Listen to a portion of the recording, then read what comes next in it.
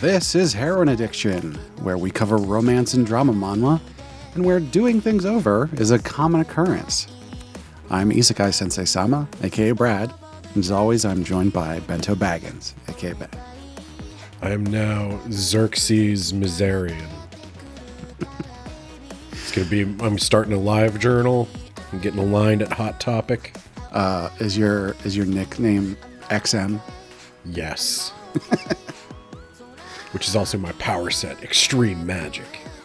Well, as always, be sure to catch us on social media, which you can find links for on our website, animepodcasterreincarnation.com.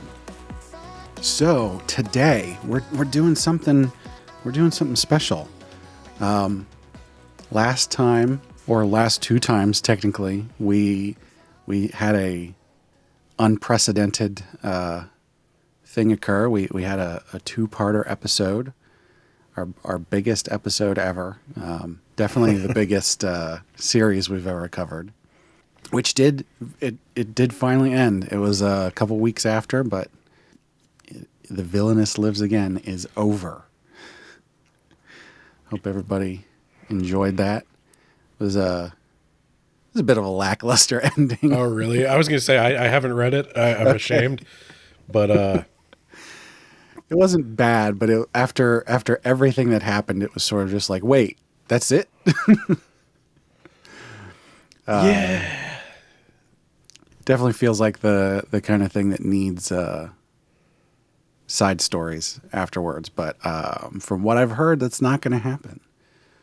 So yeah, there are, I think what I read was there are side stories for the novel, but they're not going to get adapted. I guess because the artist was like, I'm so done with this. Can't say I blame them.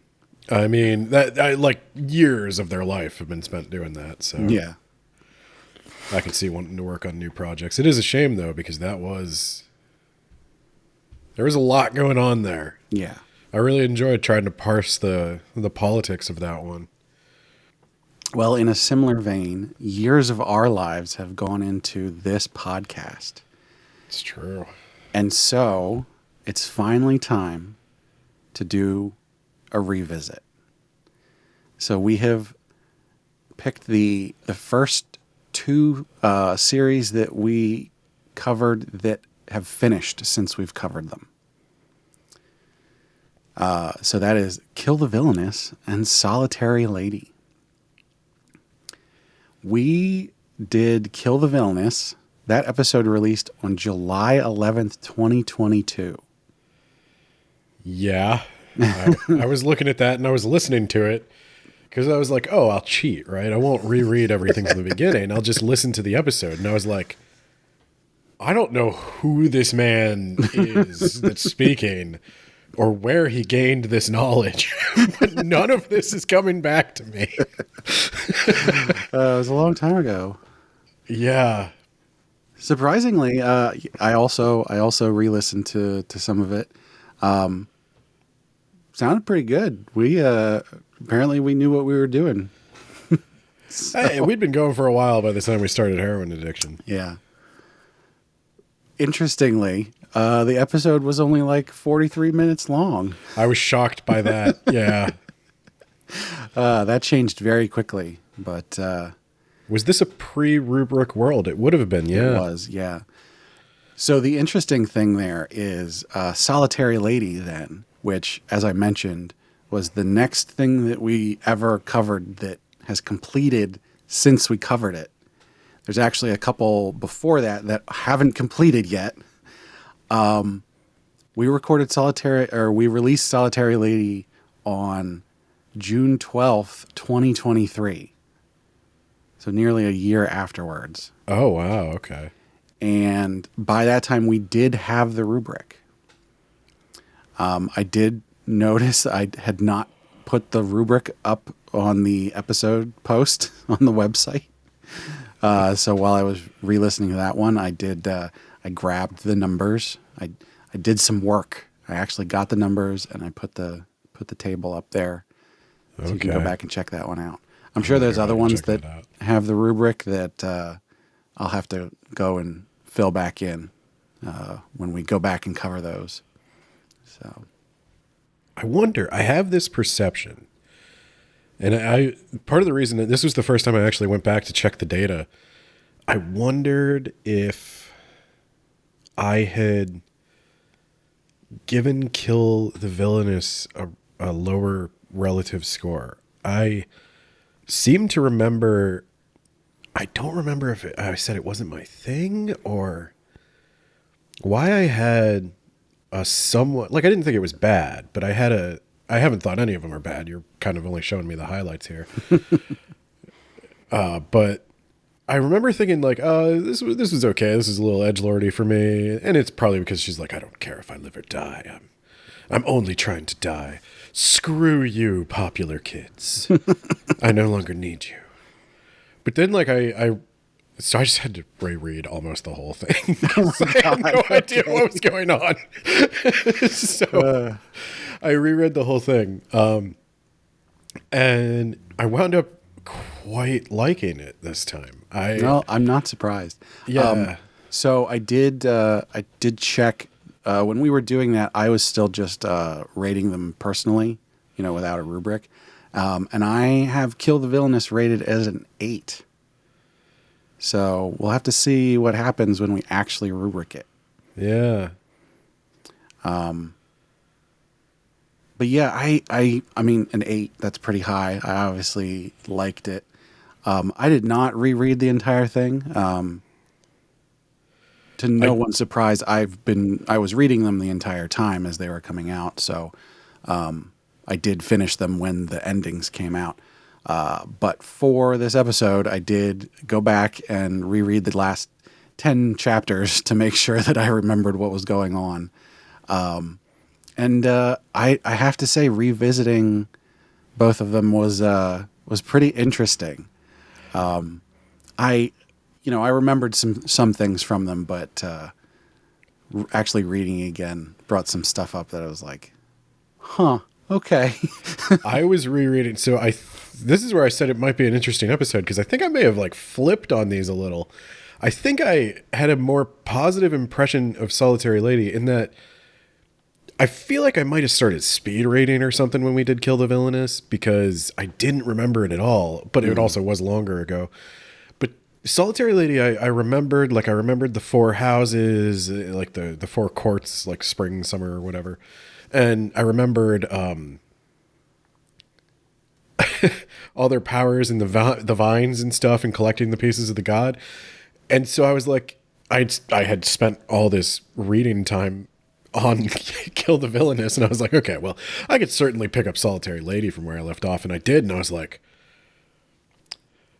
wow, this is like the joke about webcomics that jumped the shark. It's like we started off as 2 guys talking about video games, and now we're killing God. Yeah. In more ways than one. Well, I think there's something to be said there, because when we recorded Kill the Villainous, and I don't know how far you were in, but I would have been at the current chapter that was coming out. The chapter that was out at that time was 44 or 45, and Kill the Villainous has a total of 102 chapters, which is actually, it ends on chapter 96, and then there's epilogue chapters after that. But those epilogue chapters are pretty important, so I'm counting those. In contrast, we recorded Solitary Lady, and you specifically said this in the episode, thankfully, so I didn't have to guess. Chapter 88 out of 125 total. So there's a stark difference in how much we had to look at before we recorded. Never in a million years would have imagined I made it up to chapter 88. I was so confused when I came back to that one. Like I was confused by Kill the Villainous. I remembered almost nothing. I remembered none of the characters. But Solitary Lady, I was like, I thought I had a handle on this. Are we eating each other's blood? Is that what we're doing? No, just the one person. Just the one person's blood. And then I did kind of remember that. I was like, oh yeah, that's right. She saved that guy from that. I was like, now why are you eating the tears now? Are the tears the blood? And then she just started killing people. That's the best part. And I was like, so I did back up. I would say I backed up. If I made it to chapter 88 or 80 anything, I backed up to probably about chapter 60 for that one. Then I felt like I was on pretty solid ground. That would make sense. Yeah. Starting 10 chapters from the end, it took me 2 or 3 chapters to actually remember what the heck was going on. So, well, we'll get into what the heck is going on then. What we're going to do, we're going to split these up a little bit because trying to talk about them at the same time is just going to confuse everybody, including ourselves. Yes. So we'll go over Kill the Villainess first. As always, I will start with the summary, even though I have read this summary before. You can go back and listen to the episode, which, surprisingly enough, I will encourage people to do. I was fully prepared to listen to some of that episode and feel super cringe, but turns out, yeah, it was all right. We did a pretty good job. So feel free to go back and listen to that. But I will read the summary again now. We'll go through the what we can discuss about the endings of these, and then we'll rubric each one. We'll rubric Kill the Villainess, and then we'll move on to Solitary Lady. All right, so I will kick us off here with this summary. See if this brings some nostalgia back from 2022. Eris Mazarian just wants to die. Being overworked and underappreciated in the real world wasn't great, but living as the villainess in a romance novel is even worse. If Eris can die in the novel, she might be able to return to reality, but the story won't let her. Desperate to escape a life as the protagonist's tormentor, she sets off on a journey with the help of a witch, a knight, and a high priest. Can she find her way back to her friends and family? Or is Eris doomed to a fictional future? Oh boy, she didn't need the help of that high priest, did she? No. He's so awful. Yeah. Yeah. I kind of actually forgot about him. Again. I think he's, so this is Hubris, her half-brother, something like that. I had a feeling like maybe it's more subtle if hubris isn't a word in your actual language. Yeah, right. Well, that's a problem with all of these Japanese and Korean things. Yeah, I think English speakers are going to like clock what his deal is right away. But like, I think he's set up to, he's supposed to be like a tragic character, but he also just makes the wrong choice every single time. Yeah.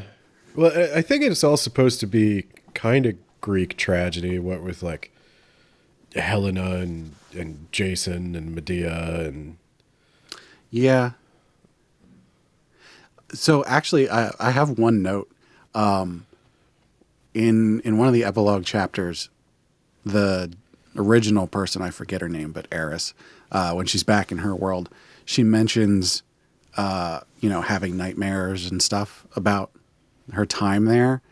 And one of the things she says is, I wonder if that was just a Midsummer's Night Dream. Well, and I was like, I wonder, are they doing that on purpose? And so I'm not super familiar with the play, so I looked up a summary. It's the fairy play with... Right. There's not really a connection at all. No, I think like Shakespeare wrote, like Julius Caesar and stuff, but like, yeah, I think he was pulling from Celtic fairy lore for Midsummer Night's Dream. That's the thing I get with all of these. They did a pretty good job of sticking mostly to the Greek stuff. but it was also not in like a Hellenistic period. It was in a medieval European period. Yeah. But I still liked it. I actually liked this one. I don't know if I picked up the first time I read it that it was an isekai. Now my words are out there, I guess, so something to compare. There's a little thing about podcasting. If you've never done it, or if you've never like recorded yourself and gone back to it later, there are times where like I'll be editing podcasts and somebody will say something and I'll be like, oh, I should have said this. And then 5 seconds later, I say it in the recording. Yep. And so like, I do not remember what I say. People interact with me sometimes as if I had just said it to them. Yeah. And I can pick up the conversation. So I have no memory. So I'm sorry if this is repetitive, but this time around, I definitely noticed that this is one of the few isekai where they want to go back to their world, and they continue to try to go back to their world the whole time. Yeah, that's really interesting because I think the original like the sort of the progenitor of isekai, where it's like hero summoned to another world to defeat the demon king. You know, the very most standard version of it was always about fulfilling the mission so that they could go home. But very quickly, that all of that just evaporated, and it became like there's so few series now that the protagonist actually wants to go home. It's more about like, oh, I escaped the shitty life I had in Japan or in Korea, and now I get to live in this fantasy world, which I understand. I mean, it's a fantasy. But Well, there was this, the basis of it was, I want to go back. And so now, you know, reading this series specifically, I think this is actually sort of an even further stretch of that. It's not just a reversal of like back to the origins of isekai. It takes it further in like, no, this place sucks hard. I want to die. I don't just want to like appear back home. I literally want to die. Well, yeah, and I liked that because I think the first time I read it, I remembered having this distinct impression that like Eris Miserian sounds like it should be surrounded by like XX Eris Miserian XX. It sounds like somebody's AOL Instant Messenger screen handle. I'm sure she has like My Chem lyrics in her away message. It's just very like my emo teen years. But it's then tempered somewhat with her slow. It's not that slow. It's 100 chapters long. I think, honestly, if it had been any longer, it probably would have stretched the concept further than it could really sustain. Yeah. But she's like, yeah, like my family favored my brother and I hated them for that. But they didn't favor my brother to like the point of entirely neglecting me. Right. Like they're not horrible people. They're flawed people and I miss them. And I'm allowed to, I think I could miss them. Yeah, and she's like, and I want to confront them about this, and I want to like try to solve these problems, and now I can't because I'm trapped in this other world with these just scheming, plotting nobles who suck. They all suck. I don't want any of them. And the knight that she winds up getting with is the plainest character, the plainest male character in the thing. And you don't see that ever either. Like, I was actually wondering if I should even get invested in the ship because he had, like, the least effort character design. Surely, if he was going to be around for a long time, they would have made him super pretty. Because she's super pretty. They don't often... I don't know. There's a lot of subverting my expectations. And maybe that was part of the problem is we had started this pretty early on, and I didn't know what expectations I should have. Yeah, he's definitely not classically otome isekai pretty. But I mean, he's just also, some dude. Yeah, he's not bad looking, obviously. No, he's just got the bowl cut or whatever, and I sort of wonder if that folds into this thought that I was having after rereading the ending of this, which is, I'm wondering if just this entire thing was just a lesson about misogyny. Because like there's like 4 good characters in this other world, and none of them are men. Except for Anakin. And he's sort of not a character. He really is just like her dog. Yeah. And I'm just wondering if that's sort of the point, is that it's going like, men suck except for when they just obey you completely. I think there might be a little bit of the knight protector kind of fantasy in there. I don't know if the author is consciously trying to say anything about like men should be seen and not heard. But I do think there is a rejection of all this politics and gamesmanship and all these bullshit power struggles. And there is certainly a not so subtle feminist message about, like, I would say, like, especially with the witches. Yeah. Like, the way one becomes a witch is through extreme suffering to the point where the law of causality in the world just breaks for them.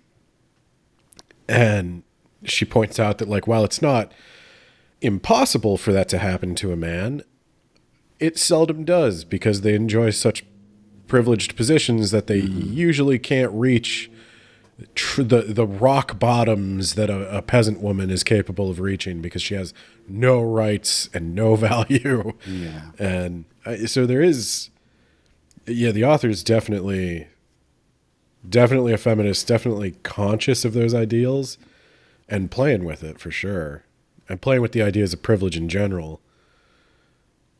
Yeah, I think I don't know when this was written. I don't know how big Otome Isekai was for how long at this point. If it was like purposely written to try to question or engage in conversation with some of the tropes. Looking back on it now, it certainly does do that. Because it almost seems, Kill the Villainess almost seems kind of critical of the Otome Isekai fantasy, like the typical one. Not in a bad way. It's obviously written by somebody who appreciates it very much, who has spent a lot of time reading the genre, but they're pulling out a few threads here where it's like, no, actually, like, this is all pretty terrible. Like, the world we came from is not necessarily worse.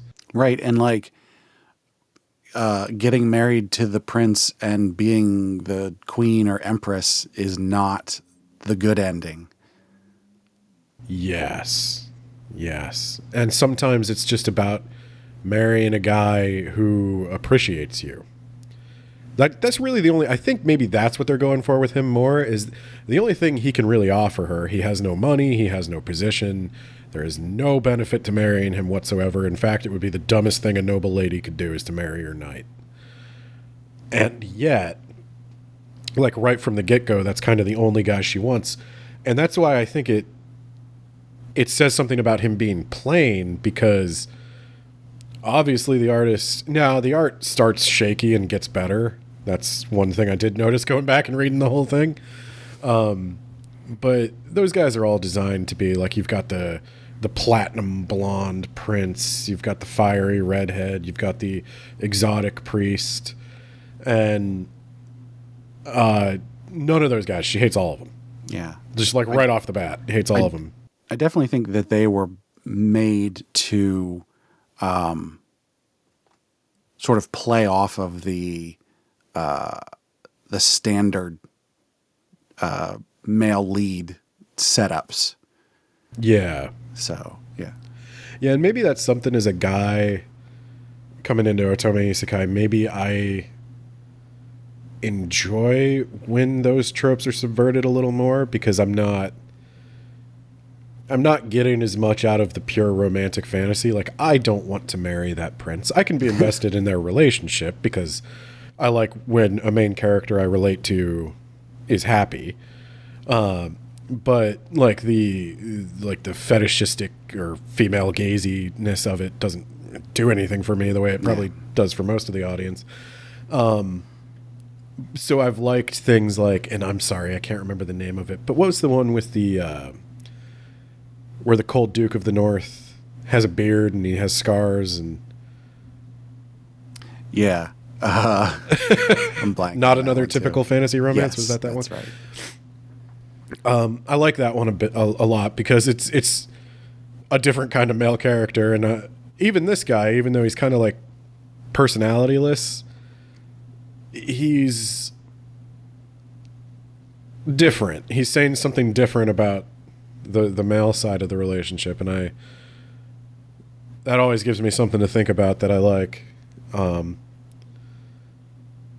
And I was, like I said, I was surprised by the end when they both go back to her world. I have never seen an isekai do that.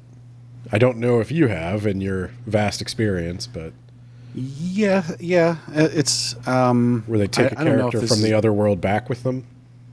I have a vague sense in my head that I have seen that at least once before, but I'm blanking on the details of it. So I think the closest I've ever gotten in my experience is, I think in Log Horizon, one of the NPCs becomes a player somehow. Like they turn him into a player. But I always enjoy that.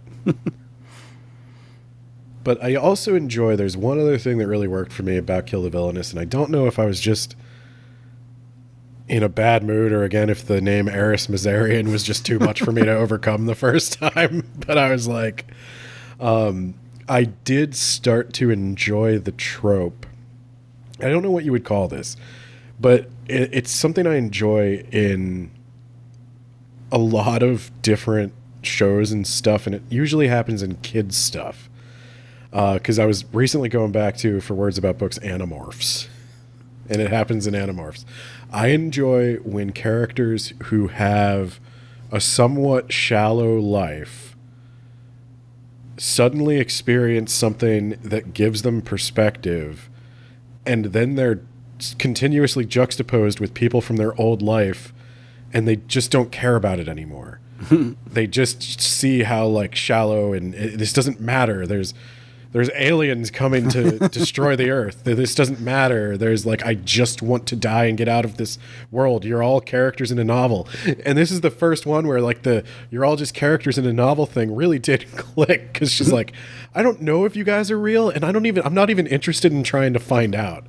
I don't care. I don't want to be here. You have nothing to offer me. You have nothing to hold over me.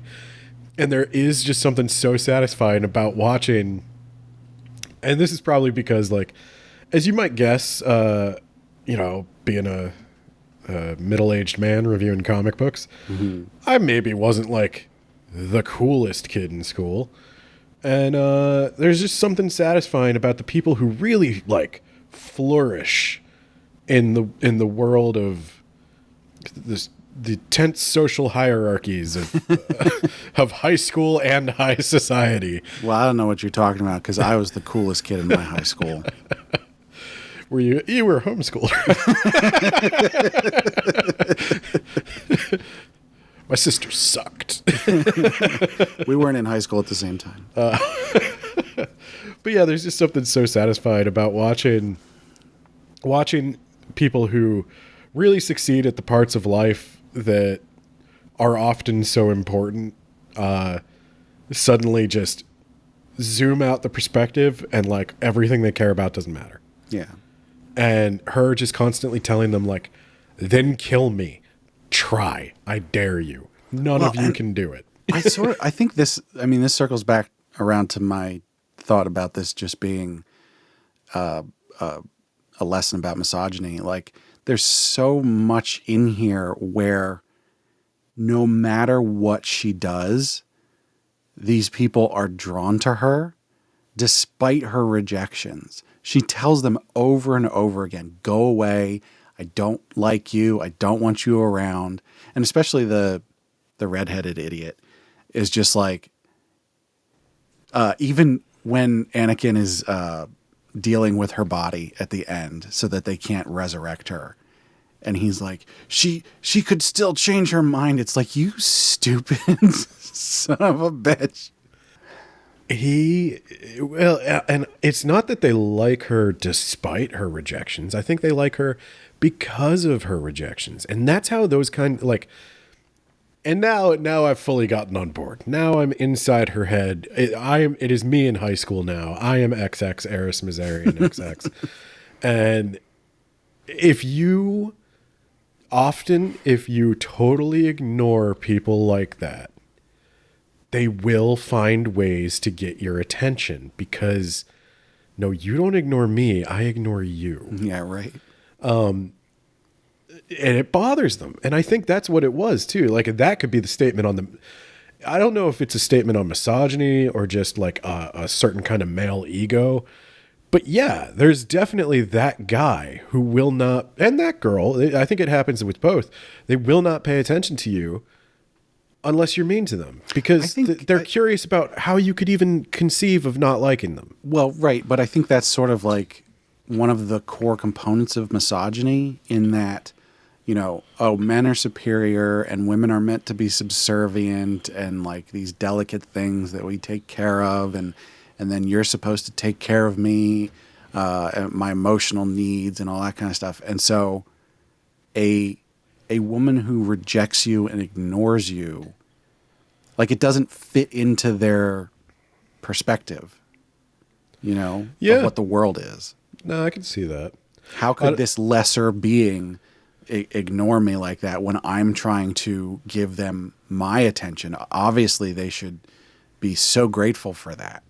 I'd also say there's an element of some kind of... Yeah, probably misogyny in that she's the disposable scapegoat for all the terrible deeds of the men in her life, like the older men in her life, especially the emperor and her father.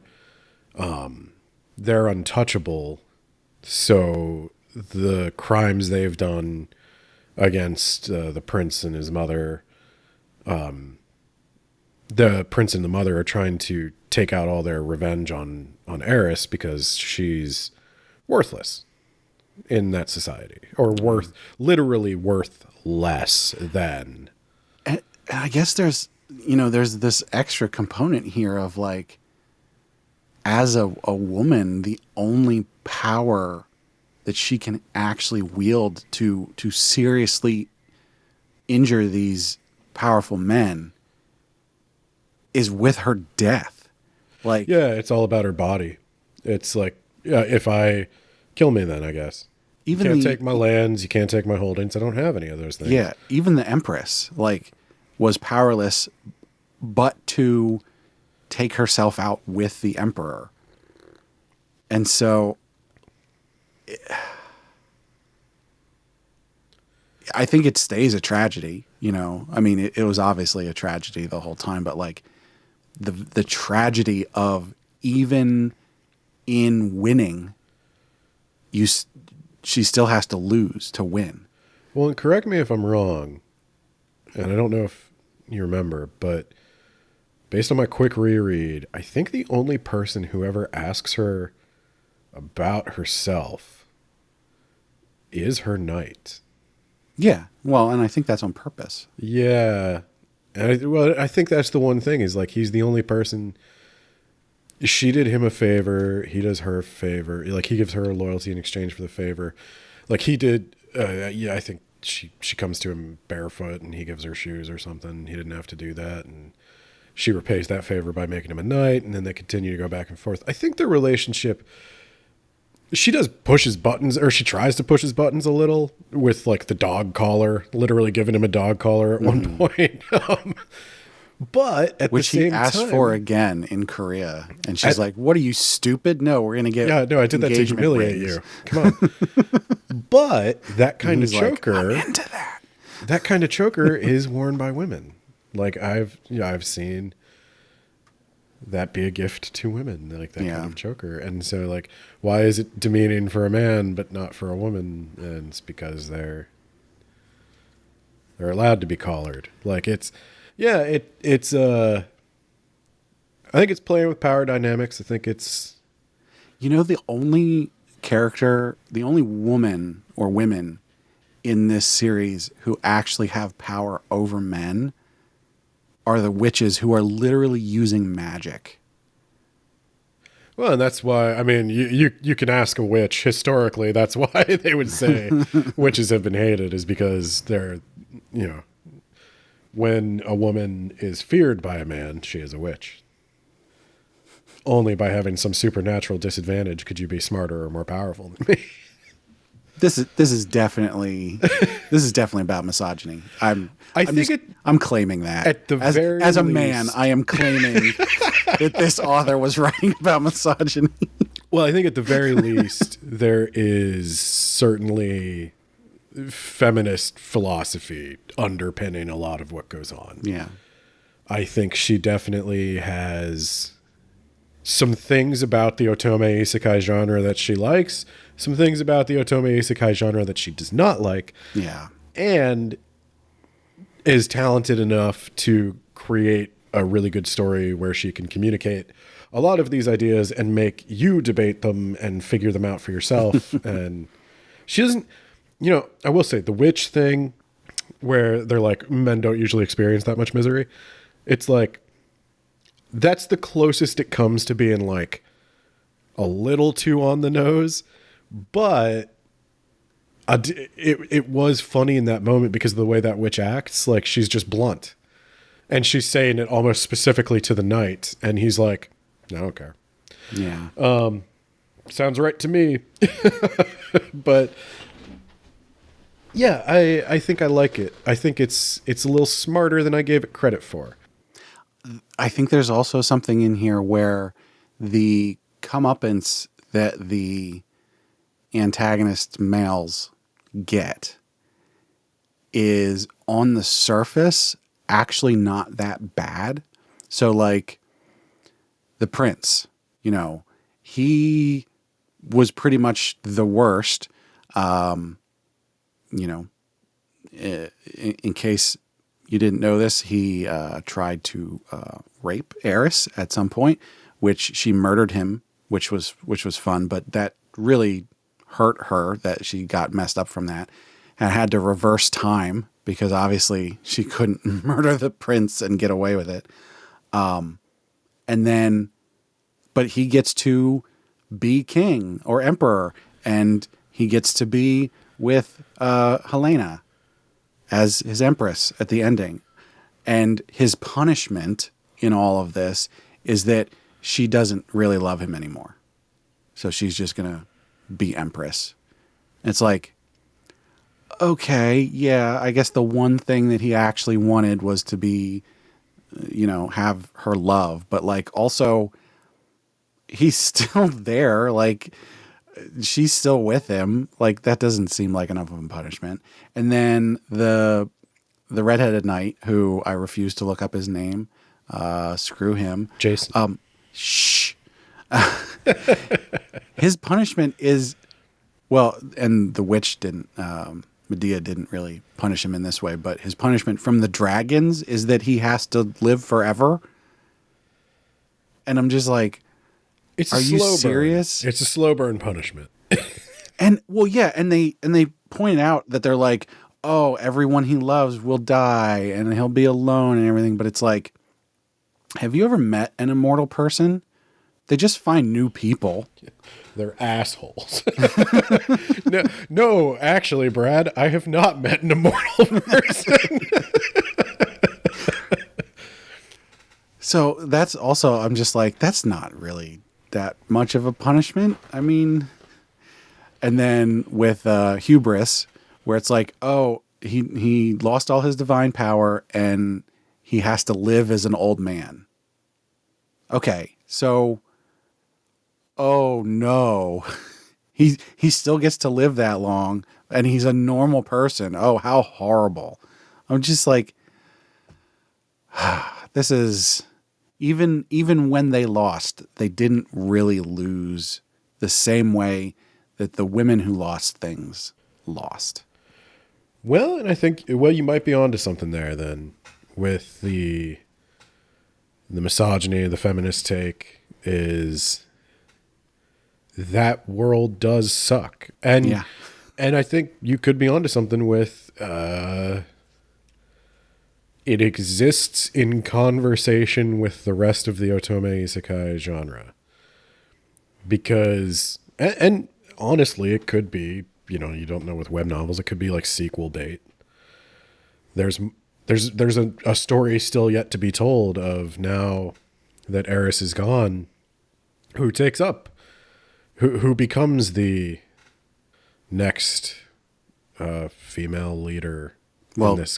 Quinta is going to be the god of that world. Yeah. But will Helena do anything?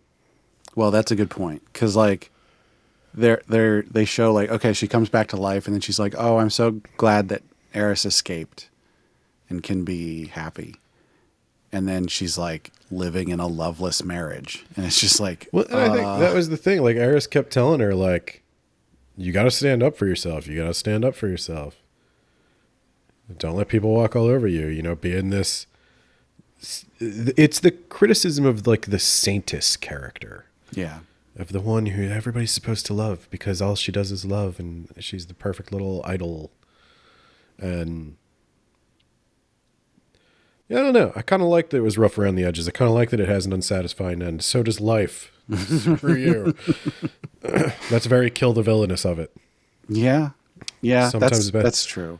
It's my bag is it's a Lord of the Rings versus George R.R. Martin kind of world. There is, there's a part of this where I'm sort of just going, I don't understand what that was all about. Because there's this underlying story that's the actual fantasy story that's happening here with, like, the dragons and, like, one of the dragons died. And so they had to pull in Eris from the other world in order to have this being that was out of the world that was fulfilling some role or something like that. There's all this undercurrent of magic and dragons that's occurring that I did not get a satisfying explanation for. Okay, if you want to talk about... This would be where I, like, jump off and be like, if you want to talk about magic not making sense. Now we can talk about Solitary Lady. Yeah, I don't know if the magic is just there in this one to move things along. And I'm not necessarily saying that that's a bad thing. It's just that a lot of the core components of, like, why anything is happening is because of that magic stuff, like with the dragons, the dragon souls and all that kind of stuff. And at the end, they even go so far as to start to talk about it, and then you get, like, no actual explanation. So I did read some comments that said, and in this case, I think it was maybe a good cut. The novel goes into a lot more detail about a lot more things. That would make sense. And one of them is that the novel actually spends a lot of time on the process of the knight waking up in the new world. And, like, he wakes up in a hospital. He was some guy who was in a coma. His parents are like, oh my God, you're back. And he's like, I'm not your son. I got to leave. And yeah, I was like, yeah, it's maybe they made the right call just snipping that part out of the story. But, I don't know. There's certainly room for a sequel. I will say, if I was Eris, man, how hard do you get to work on achieving nirvana and breaking the cycle of reincarnation? Because the whole rest of my life, I'd just be like, can't end up back there. Yeah, right. You know for a fact reincarnation's a thing. Gotta figure this out. Well, I mean, I don't think she went there because she was a bad person. So I don't even know how that would work. No, you gotta get out. You gotta get out of the stream. Well, I think in the interest of not droning on forever, The first episode was 43 minutes long. I think we've talked about this for about 40 minutes now. We finally made it as long as it should have been. So I think we should rubric. All right. Yeah, it's unprecedented. I think it's fair to say that this will be including romance. Okay. I'm not sure how it wouldn't, because Eris and Anakin ending up together is like the whole point. Yeah. Well, besides, I want to die, but all right. So as always, you can find our interactive rubric on our website, animepodcasterreincarnation.com. So you're welcome to rubric along with us.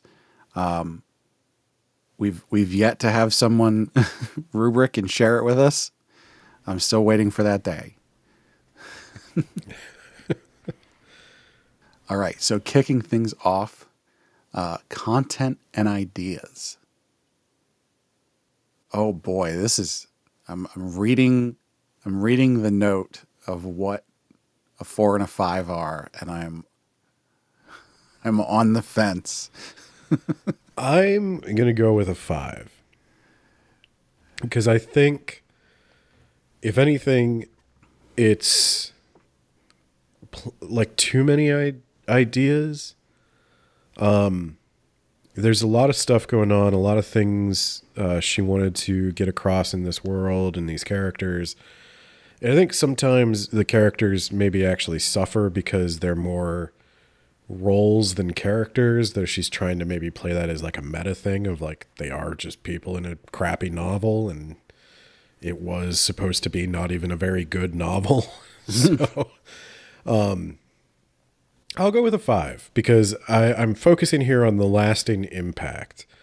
And while I could remember absolutely nothing of this from the first time, I think I will remember it now. I think that ending, maybe even because it's unsatisfying in some ways, like that's a bold choice. Yeah. It will pay for this in other areas, though, because there are flaws. I have a feeling that if we had rubricked the first time, if that had been something that we knew how to do when we had started, I think this might have been a 3 at that point. But yeah. I think a lot of that has to do with the fact that like this is a very slow burn. And I think you sort of need the whole thing to get the clear picture. Yeah. To that end, I think I agree. I think it's a 5 for content and ideas, which I was on the fence about because there are some things in here, like I said, with the magics and the dragons and stuff that I was like, I'm not sure that they're developed enough. I don't think we got quite enough. But everything that wasn't fully developed was definitely secondary to what the actual point of the story was. So realistically, this is like a 4.5. But I think that the good parts of this are good enough that it gets the bump up instead of the bump down. Yeah. Now, that said, moving on to pacing and structure, I think I'm going to go with a 4 on that, though. Yep. I also went with a 4 on that. I think it's a challenging one because while you might want more of the magic and more of the world developed, I'm sure that would add length, and I'm just not sure how you would fit it naturally into the story because you almost need another character. You need to give something to the knight because Eris is just so painfully uninterested in this world. Yeah. That you're not really going to... She's the fish out of water character who should be learning this stuff. And she's not experiencing it.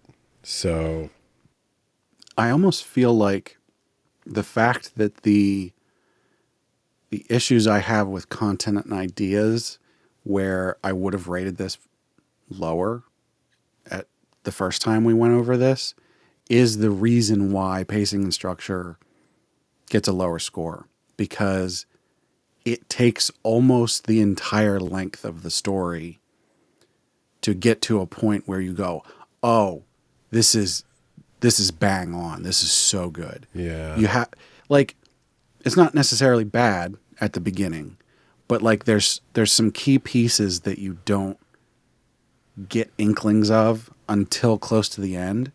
And so I think as far as the structure of it, the pacing in this regards to the story itself, there could have, and I say this not actually knowing how it would work, but I feel like there's got to be some way to introduce something earlier that would have made it so you could clearly see the content and ideas being excellent earlier on. Yeah, I think we certainly had a little bit of time. There's some wiggle room to do foreshadowing and stuff. Yeah. I think a 4 is fine. I think a 4 is honestly maybe generous. I'm being a little bit generous there because I think that chapter to chapter, like within the chapters and within smaller subsets of chapters, the pacing and structure is really good. Like, it's done really well. I think the adaptation that they did, because this is obviously a difficult thing to do for any manhwa adaptation of a novel, to like fit things within chapter lengths and figure out where to cut things and where to end a chapter to have either a good cliffhanger or, you know, putting enough information in and everything. That's a difficult task. And I think they did do a good job of that at the beginning. Obviously, at the beginning, like I said, I rated this an 8 the first time. Like, I really enjoyed it even halfway through. So they obviously did a good job. It just wasn't quite enough to be like, this is perfect. Yeah, but I also think that one thing that counts in its favor is the relatively short length of the series.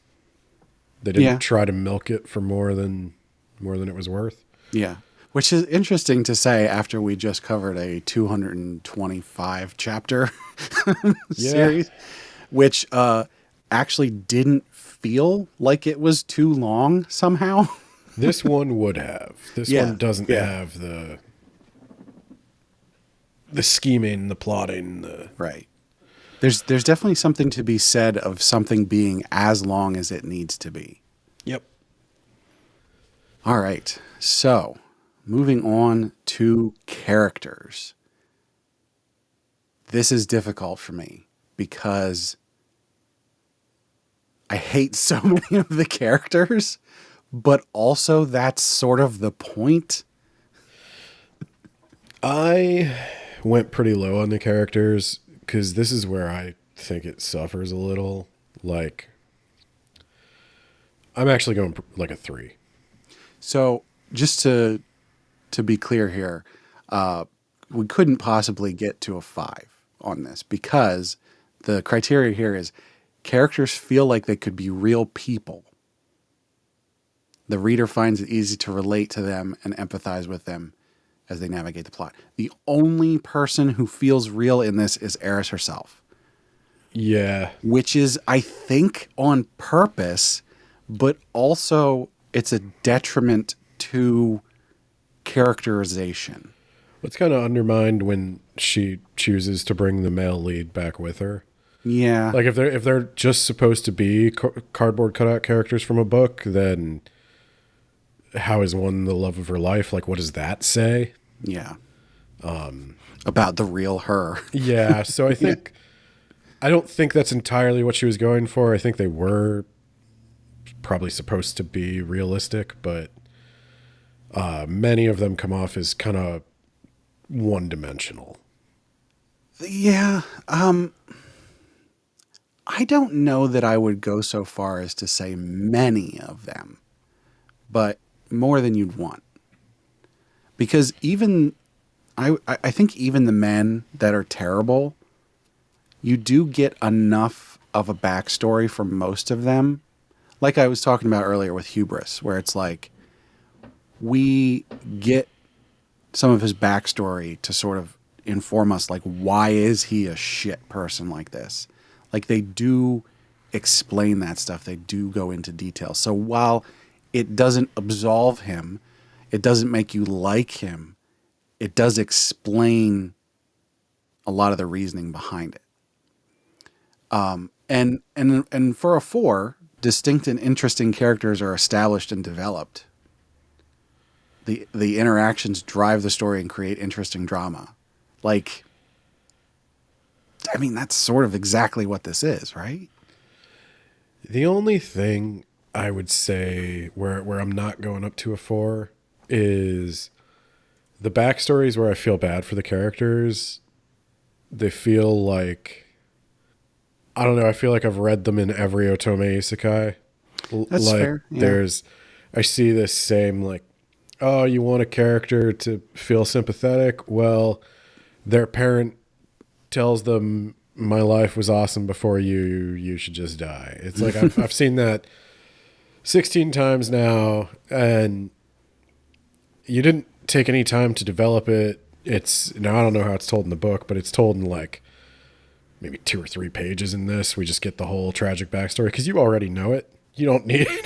Yeah. Like, that's the only thing is, like, they're kind of like stock standard backstories of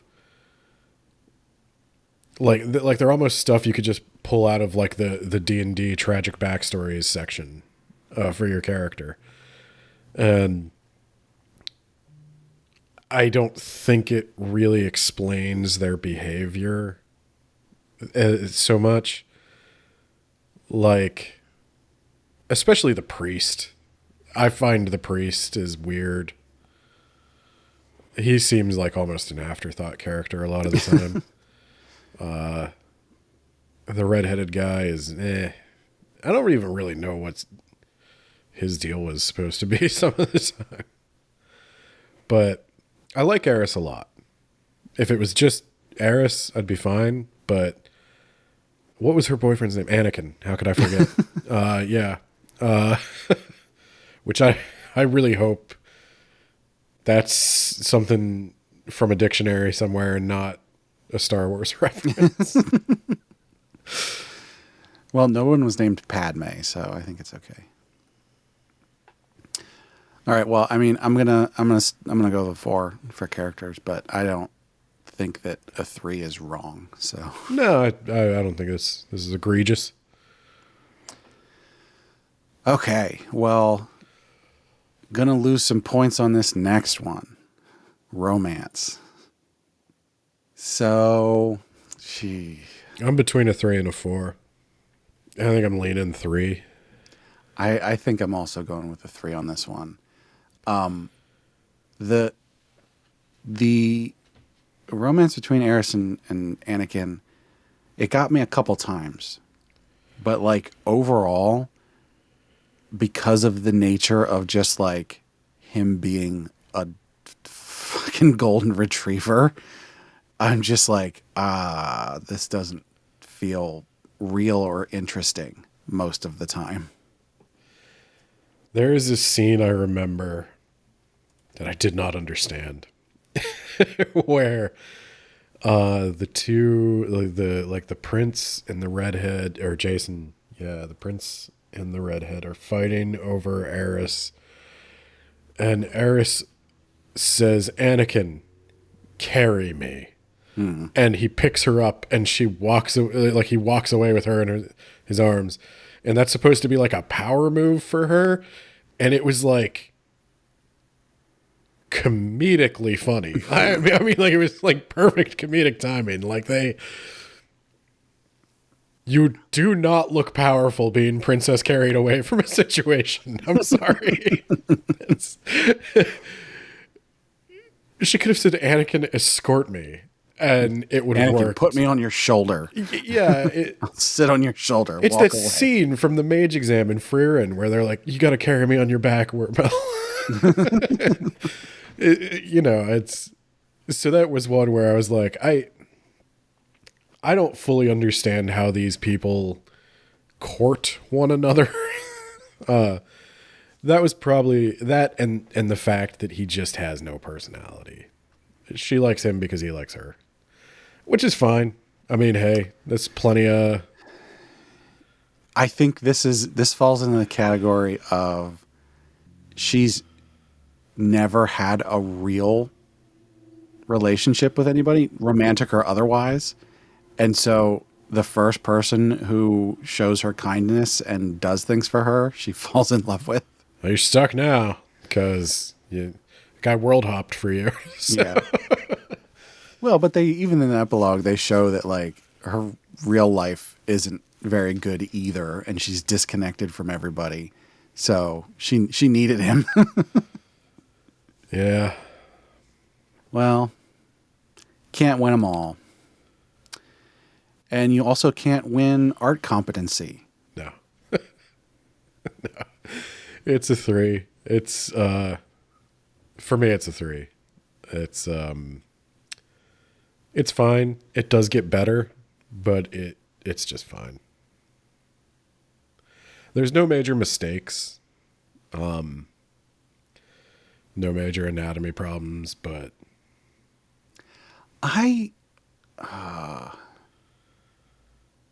this is difficult for me because I've consistently rated things that do a standard style but do them well as a 4.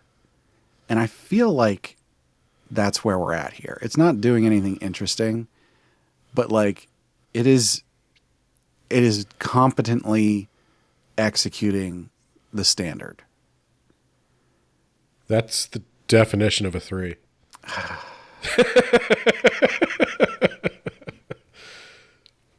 3 is you're doing all right. Fine. You're right. Damn it. All right, well, I'm giving it a 4. Think of a 3 as for meets artistic expectations. flourish. I'm going to give it a 4 for flourish. Okay. I think it's doing enough of the interesting camera angles and the transitions from scene to scene and that kind of stuff. I think it's doing a good job there. I think I'm also at a 3 for the visual style.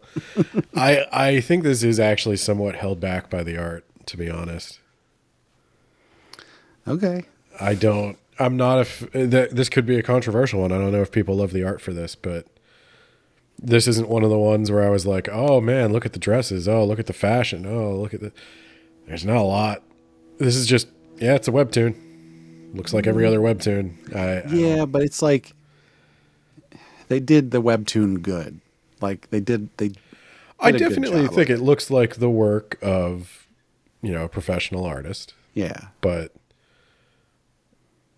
if everybody else I rate is also a professional artist, so it's I'll be honest, I didn't really care for the art for this one. I don't super love the webtoon style, so that could be some of my bias.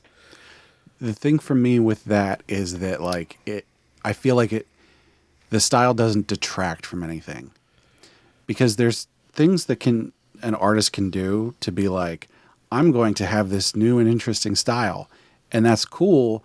But then if they don't execute it perfectly all the time, it actually detracts from things. I think it's a safe bet. This. I'll go up to a 4 on a technicality here because I wrote in the criteria for a 3. No effort was made to go the extra mile, and I don't think that's true. Oh, there you go. I do think that they did make the effort to make the dramatic moments more dramatic, and so it's a 3.5 rounding up. But I'll go to a 4. I can go that far. I will say, they did. There's obvious effort on display, and I probably do have a bias against the webtoon style. I don't think that's wrong. I think your opinion on that is perfectly valid, which you've obviously explained thoroughly. I prefer that a story that I'm invested in is being done is being drawn in a way that they can do consistently as to not detract from the story. Yeah. Yeah, that is true. You don't want to have to. It is worse to switch artists sometimes, I think. Yeah. Yeah. Well, now we have to do the most important one, which is personal preference. 4. Okay. I'm very positive. I could think of some improvements, but overall, I like it. I'm also going with a 4. This is one where I sort of feel like I would want to give it a 5, but there's enough in here that is like not my thing, because I'm not really into the really depressing stuff. And so while I really enjoyed it, and I think it was well done, and I think it was interesting, and I think there's, good conversation to be had here about its portrayal of misogyny and all that kind of stuff. It's not the kind of thing that like I really want. Like I don't want to revisit it again. Like what we're doing right now is obviously important because it's over now, and it was not even halfway when we covered it the first time. But like, it's not something where now that it's over, in a year or two, I would go, oh, right, that thing. I'm going to go read that again. Yeah, for me, I think I like it. I like it when it's, I mean, this is going to sound more insulting maybe than I mean it to be. I like it when things are smart. I like it when there's a little bit of a clear philosophy present. And well, I don't know if I'd say the whole thing's about misogyny. I do think there is a feminist angle that gives you something to think about, and it kind of worms its way into your brain, and it's also, by the way it uses tropes, critiquing other otome isekai, I guess tropes, to use the same word again, but this is my fault for saying I like things that are smart. But yeah, I think it's doing something here, and I like that. I would definitely, I don't know if I'd rush out to read it again, having read it kind of twice now. Yeah. I would be interested to read something by the same author, though. I'd like to see where they go in the future, because I think they have a voice and I think they have something to say. Well, I see one more series out there. It's older than this, so you could check it out. I hope they keep writing. Interestingly, that's weird. It seems like maybe this is not actually the same person. This might not be correct, because the older series is a manga. So something's not right there. Anyway. Cross-cultural. Well, moving on to recommendation strength. Also a 4. I think I can see why this is really popular in the otome isekai community, and I think you do probably want to have some otome isekai background going into it, but I also think if you would be just interested in reading like a kind of edgy webtoon, it's also pretty decent. Yeah, I almost wonder though, because I sort of want to say everybody should read this because you should confront your own biases as far as, misogyny are concerned. I could see it. I don't think this is on the list of, it's on the short list of things I would recommend to a newbie coming into otome isekai. I think I'm gonna stick with a 4 as well though, because it's like, yeah, I would probably recommend this to people who are new to it or people who I think could latch on to the message and everything, but it's probably not most people. In my head, I imagine recommending stuff to people because I have recommended a lot of things to a lot of people. And there's different barriers you got to cross. So, like, to get somebody who doesn't read comic books to read a comic book, that's a 5 to me.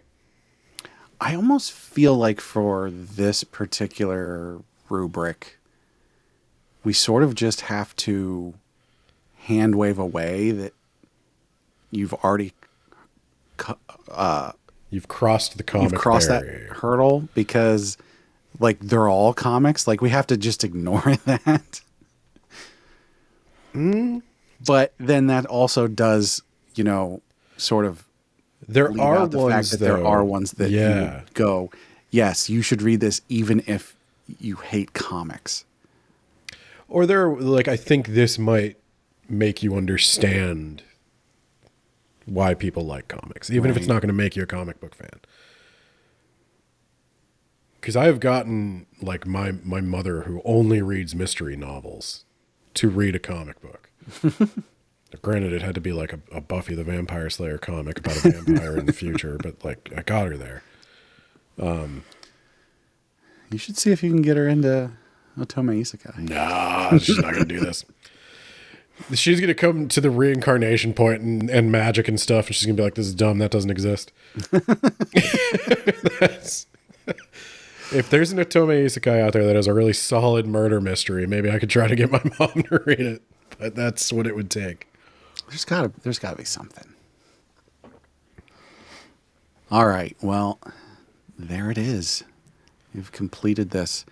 I have ended up at a 77. I'm at a 74.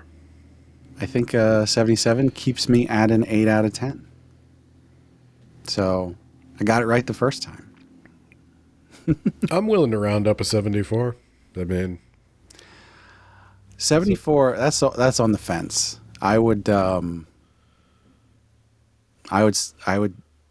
say that's probably still a 7 out of 10, but on the higher side, you're definitely close enough that you could wiggle around to get to an 8, but no cheating. I don't rate. You bumped up artistic flourish. You've already done that. I don't rate things on Bato, so don't worry. I'm not hurting anybody. Well, all right, there it is. We've completed Kill the Villainous. It only took 3 years. It's not our fault. Some of these go on for quite a while. Well, let's be fair. The last chapter of this came out over a year ago. So it sort of is our fault.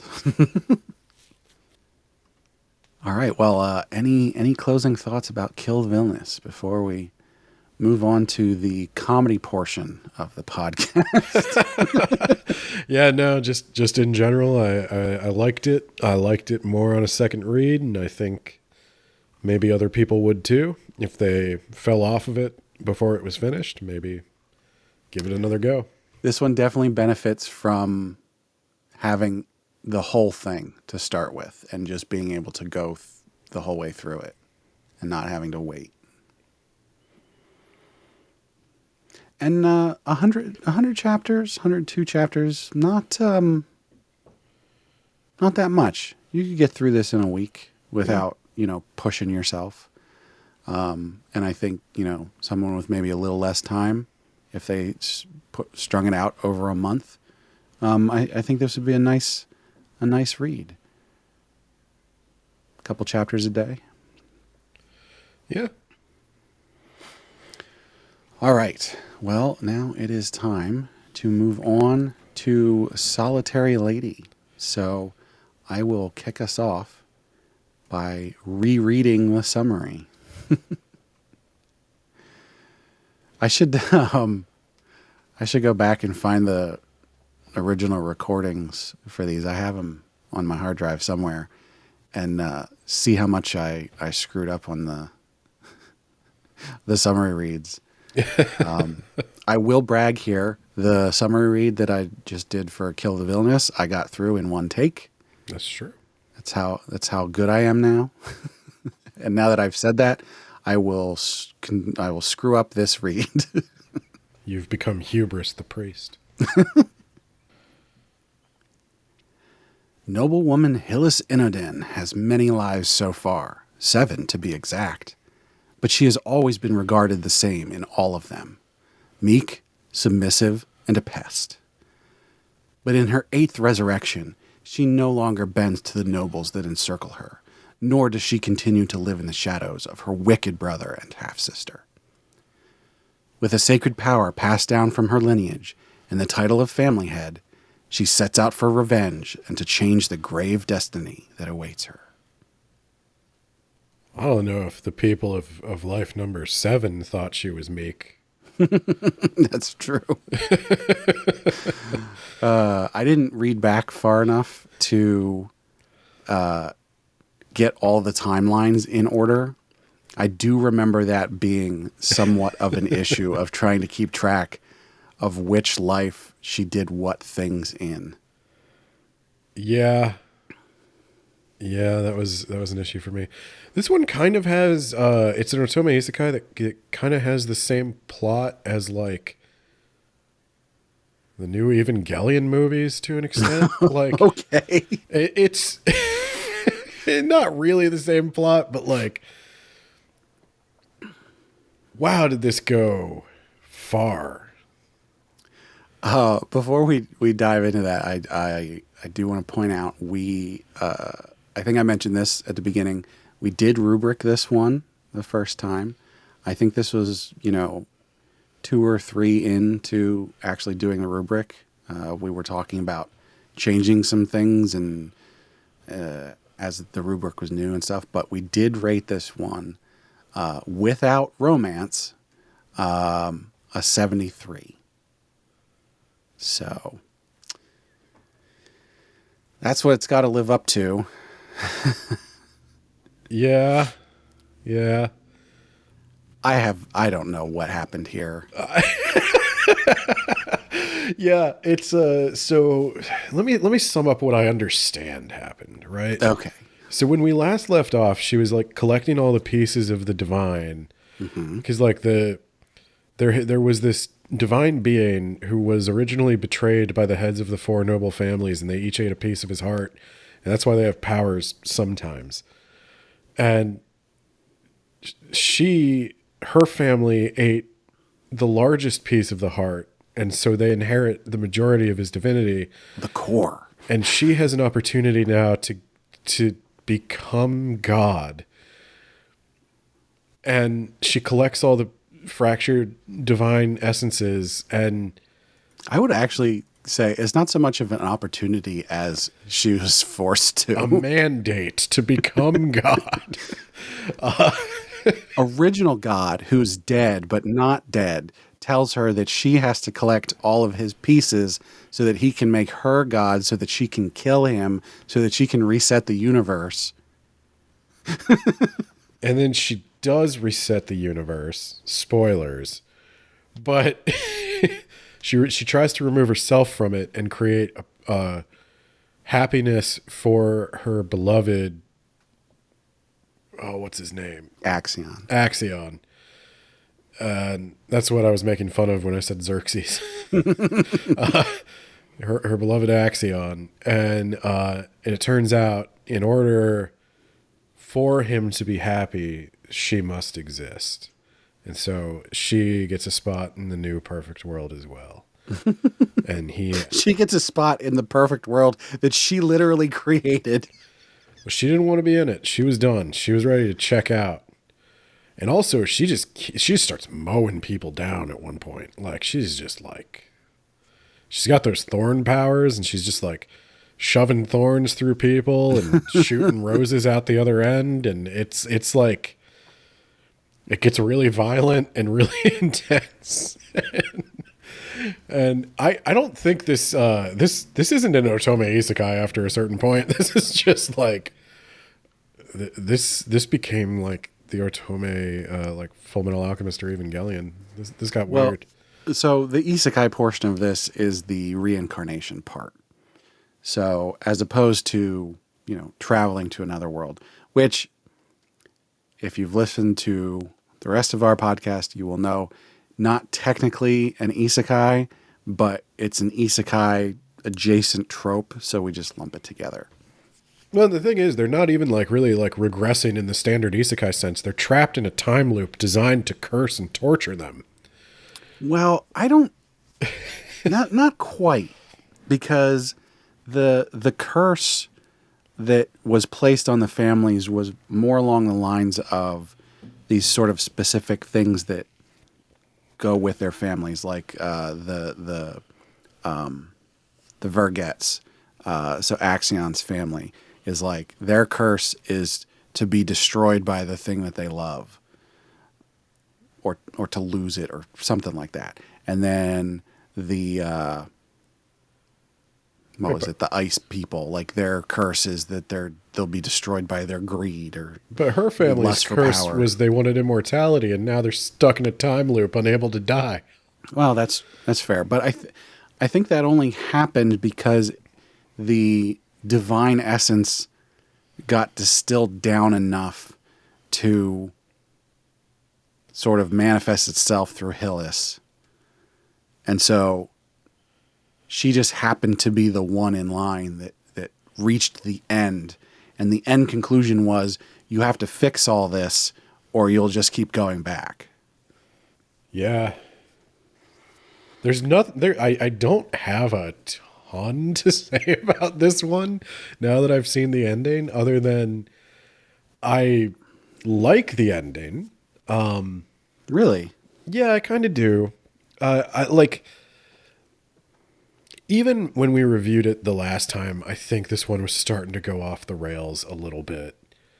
Because I like all the powers and stuff, and I think I remember saying this was one of the first times that the protagonist, the female lead, had like a lot of agency and physical power to move through the world. She didn't have to plot and scheme. She was just like, I'll vine whip your throat. Yeah, but then like she sort of loses her agency at the end, because very close to the end, as she's getting more and more of the bits of the divine stuff, like she gets all of her like emotions removed. Yeah. Which sort of is a removal of agency to some degree. Yeah. Because then it just becomes very like robotic in like, this is, I'm just moving towards my goal. I'm going to do this. I'm going to do that. And it's not like there's not really free will about it anymore. This one, I would say, it reminds me of so many weird, like esoteric, borderline occult anime that have that weird, like they go way, way, way deep into the lore. You meet God. There's like all this stuff going on about philosophy and truth and the divine, and then it all resets. Everybody's happy. That's the end. Yeah. And it's usually like it always feels like a tacked on end of like, the studio made me add that it's happy, but it's not happy. Well, existence is pain. You have all that, but then like what it comes down to is that, besides the fact that there was this sort of curse that was existing, the primary antagonist of all this was just one of the cousins from the Kalika who was pissed off that the person he loved is dead. And so he's like, I'm going to destroy the world. It's like, yeah, this sort of is a distillation of my entire issue with the end of this, which is like, it's all just a huge mess. And literally everything that happens right before the end doesn't matter at all. Because the second she gets the last piece of the divine, she's like, poof, all of it's gone. I've reset everything. Now the families didn't have those crazy powers, but everybody still is alive who was alive then. and they live very similar lives just without magic powers. And it turns out Axion still loves me even though he's never met me, and he should be a completely different person. That's why I'll compare it to Evangelion. Like, the original anime for Evangelion, I think they ran out of budget or they almost got canceled or something. And the last 2 episodes are Shinji just like deciding like, oh, I can live in this world. Everything is okay now. And then a few years later, the end of Evangelion comes out and it's specifically intended to replace the final 2 episodes. And he's like, it's not fine. He's not going to be happy. I'm going to watch. God is going to bleed into the ocean and the head will be the size of the moon. Like, and that's what this feels like, is there's just so much weird off the cuff rage at the end. I mean, I'm with you.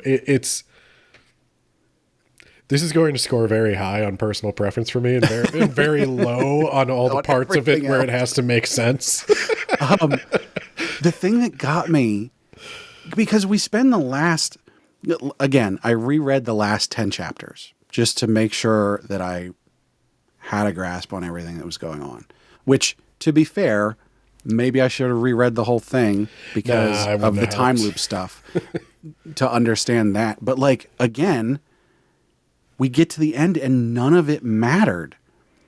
Obviously, there's some amount of it that matters in Hillis going through these things, but we spend so much time with other characters. What is it? Violetta, the Kalika, the person who becomes the head, right there at the end with the one daughter, the Montana daughter, and Terzo and all that stuff going on. And they have this big dramatic thing, and he kills the Montana girl and then himself, and she's like, oh my, and Violetta's like, oh my God, how could this happen? And then the next chapter, it's like, new world. None of that mattered. And I'm just like, what was the point of any of that? I spent all of this time caring about these characters. And she even goes and Hillis goes and visits Magoo. Mr. Magoo. You remember that from the first time we talked about this? Yeah. She goes and visits him, and he's like, I'm happy now in this world. I'm fine with this house. Everything's fine now. And Hillis is like, oh, sucks for that, but go to sleep. Everything will be fine when you wake up. And it's like, he went through an emotional arc of coming to understanding and like accepting his situation and like being okay to continue living. And then it just gets erased. The agency of literally everyone, including Hillis, is nothing. No one has any agency. Technically, Hillis has agency when she goes back in time and rewrites history. But like, until she gets to that point, she didn't have agency either, because it's the original God who's directing her to go and do these things and complete these tasks. She falls in love with Axion, and she's like, oh, he took care of me in my past lives. I really do love him. She comes to this understanding and then gets her emotions removed. I mean, I just chapter to chapter just became more pissed off to what was going on. But at least we got to see Axion beat up his elderly parents. Nah, that was fun. His mom is a bitch. His mom's kind of hot. I think I erased this from my memory when it ended the first time, because I had these when we were like, okay, we're going to do these revisit episodes. And I was like, oh yeah, Solitary Lady. I really like that. Right. Yeah. I really like that. And then I reread these chapters and I was like, what the fuck is this? I like it, but it's real edgy. It's way up its own butt on the lore.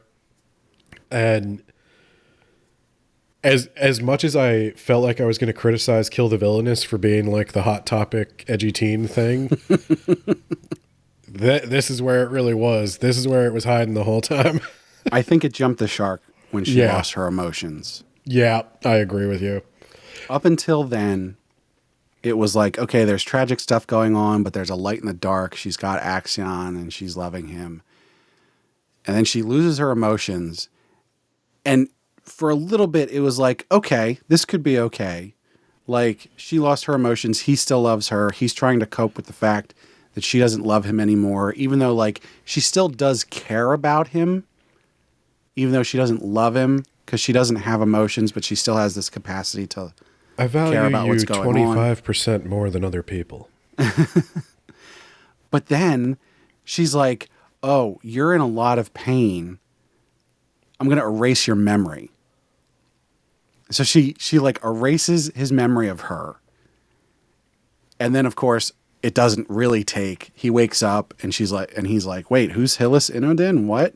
And then he goes, oh my God, a headache. Oh no, that person, I needed. That lasted all of 2 chapters. And then we rush to the end and the universe gets reset. I don't have a lot to say, except I think this one got away from him. Yeah. I still like it. The recommendation score has gone down. The content and ideas score has gone down. The pacing and structure has gone down. I almost feel like if you just replaced the last like 3 chapters, and maybe it needed to be a little bit longer, but like it was I think the last 3 chapters that for me just completely threw the rest of it out. Because up until then, it was like, there's drama occurring, there's bad things, but like, there's recovery that can happen here. There's like, we can still win the day kind of stuff happening. Even with her losing her emotions, it could have been like, okay, you finally reconstructed this divine into a whole, and so I get erased from existence, but you get reset. And so it goes back one more time, or something like there's something there that makes it feel like, even if things were reset, you've still got something going on that's connecting you to it, but they just erased literally everything that happened. Yeah, I think they might have written themselves into a corner. Maybe. I think, yeah, I don't know. I really don't know what they were going for. It just smacks of that person who's way too in love with their own OC and has to got some attention for writing it, and now they have to finish it, and they're done now. Yeah. Yeah, I don't know. This one, I feel like she starts behaving. So I'll put it this way. I started reading probably from about chapter 80. And then she was behaving in a way that didn't make sense to me because she was being incredibly reckless. She was murdering people in the street in front of people and then teleporting away to torture more people and then teleporting away and then murdered another person. And I was like, I'm going to go back a little further. Maybe I don't remember what was going on here. And it's... Yeah, I don't know. I think it got away from him. That's all I can really say is it's interesting that we chose these two to do this episode on, because what a balancing act of kill the villainess really needs the end to work and Solitary Lady really ruined the whole thing. Yeah, man. It's a shame that one never got a 3rd season. Yeah, that's well, I didn't do it on purpose. These are literally just the first 2 that we covered that have ended since we covered them. Yeah, I don't know that I don't know that I'd throw this one out entirely, and I know this is dancing around the rubric, but like in my personal preference, it went from like A to B tier, probably made like a C tier. Like if this were just an anime, like this is one of the dozens of anime I watched in the 90s that were all trying to capture that Evangelion, Cowboy Bebop, Serial Experiments Lane. They were all trying to capture that magic.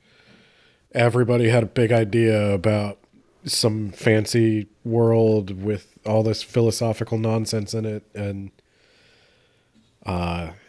couldn't quite pull it together. Okay, so we can recommend this to people, but what they have to do is they have to read to chapter 120 and then act as if it got canceled all of a sudden. And then just be like, oh, it's so disappointing that got canceled. We never got to see the end.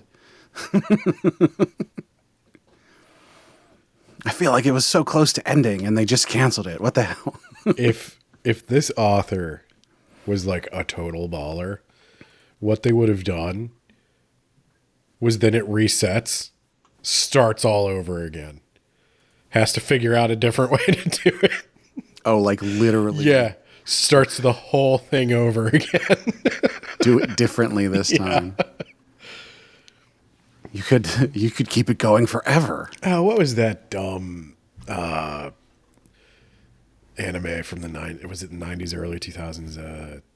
The Melancholy of Haruhi Suzumiya. Yeah. It really had like that one episode that just repeated over and over.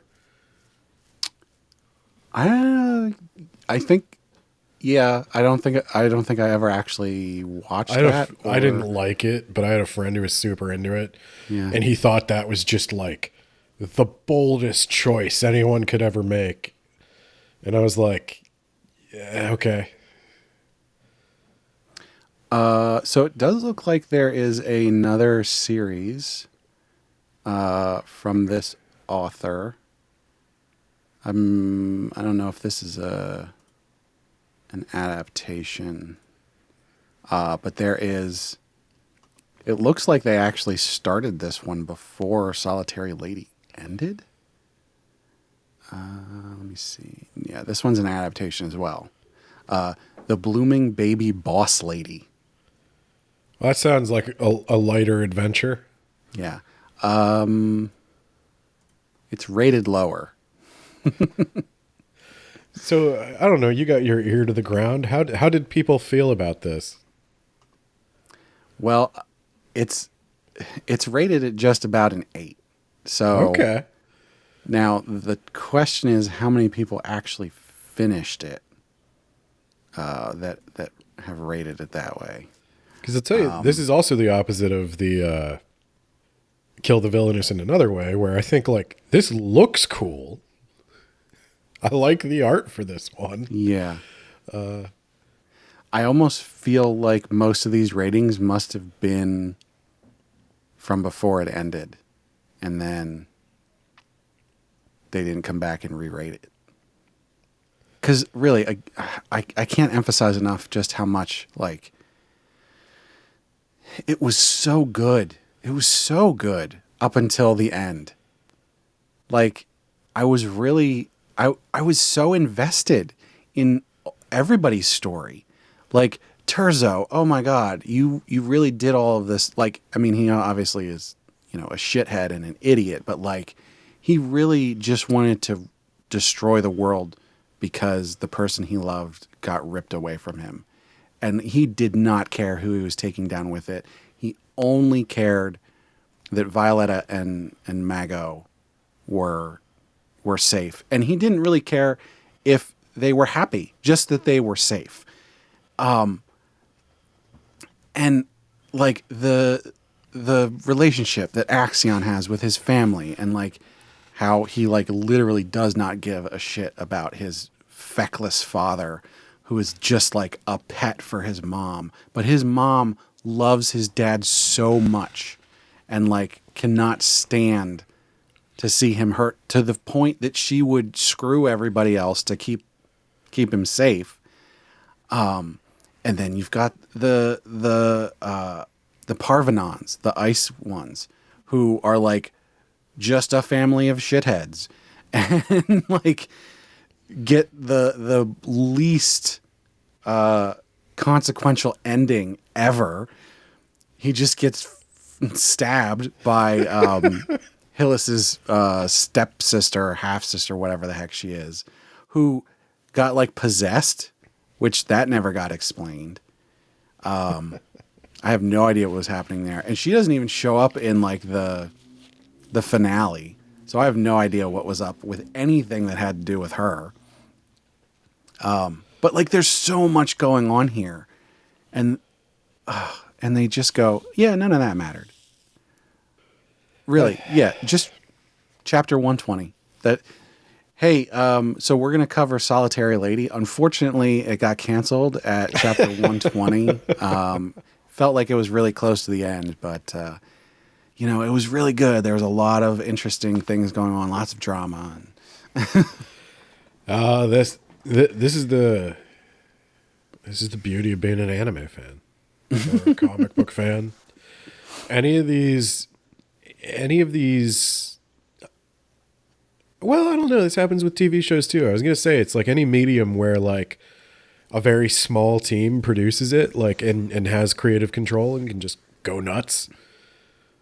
But this happens with TV shows. I wouldn't say it's like quite as bad as like the end of Game of Thrones or anything like that. But that's fair, because Game of Thrones, like, they screwed up the entire last 2 seasons. I stopped watching it like probably when it went all the way away from the books, probably like season 4 or 5. Yeah, but this I'm a one, book guy. like, this would be like if they were doing Game of Thrones perfectly up until the second to last episode, and then it all fell apart there. And you'd like, And then John it was stabs obviously Danny. what? Then John just stabs Danny. Right. I didn't know we were going to be burning cities in this war. With Game of Thrones, it's like everybody was sort of already turned off by the time they got to the end. Yeah. But with this, it was like the buildup was so big getting to the end. And you're like, oh my God, there's so much and so much drama and so interesting. And Do you think, so I would say you're on, it shouldn't have reset. They should have had to live with consequences. It would have been more interesting. I think that the resetting was probably along the lines of like, we need to give everybody, like you said, we need to give everybody a happy ending. Yeah. But it's like, you can't give people a happy ending when they had no beginning.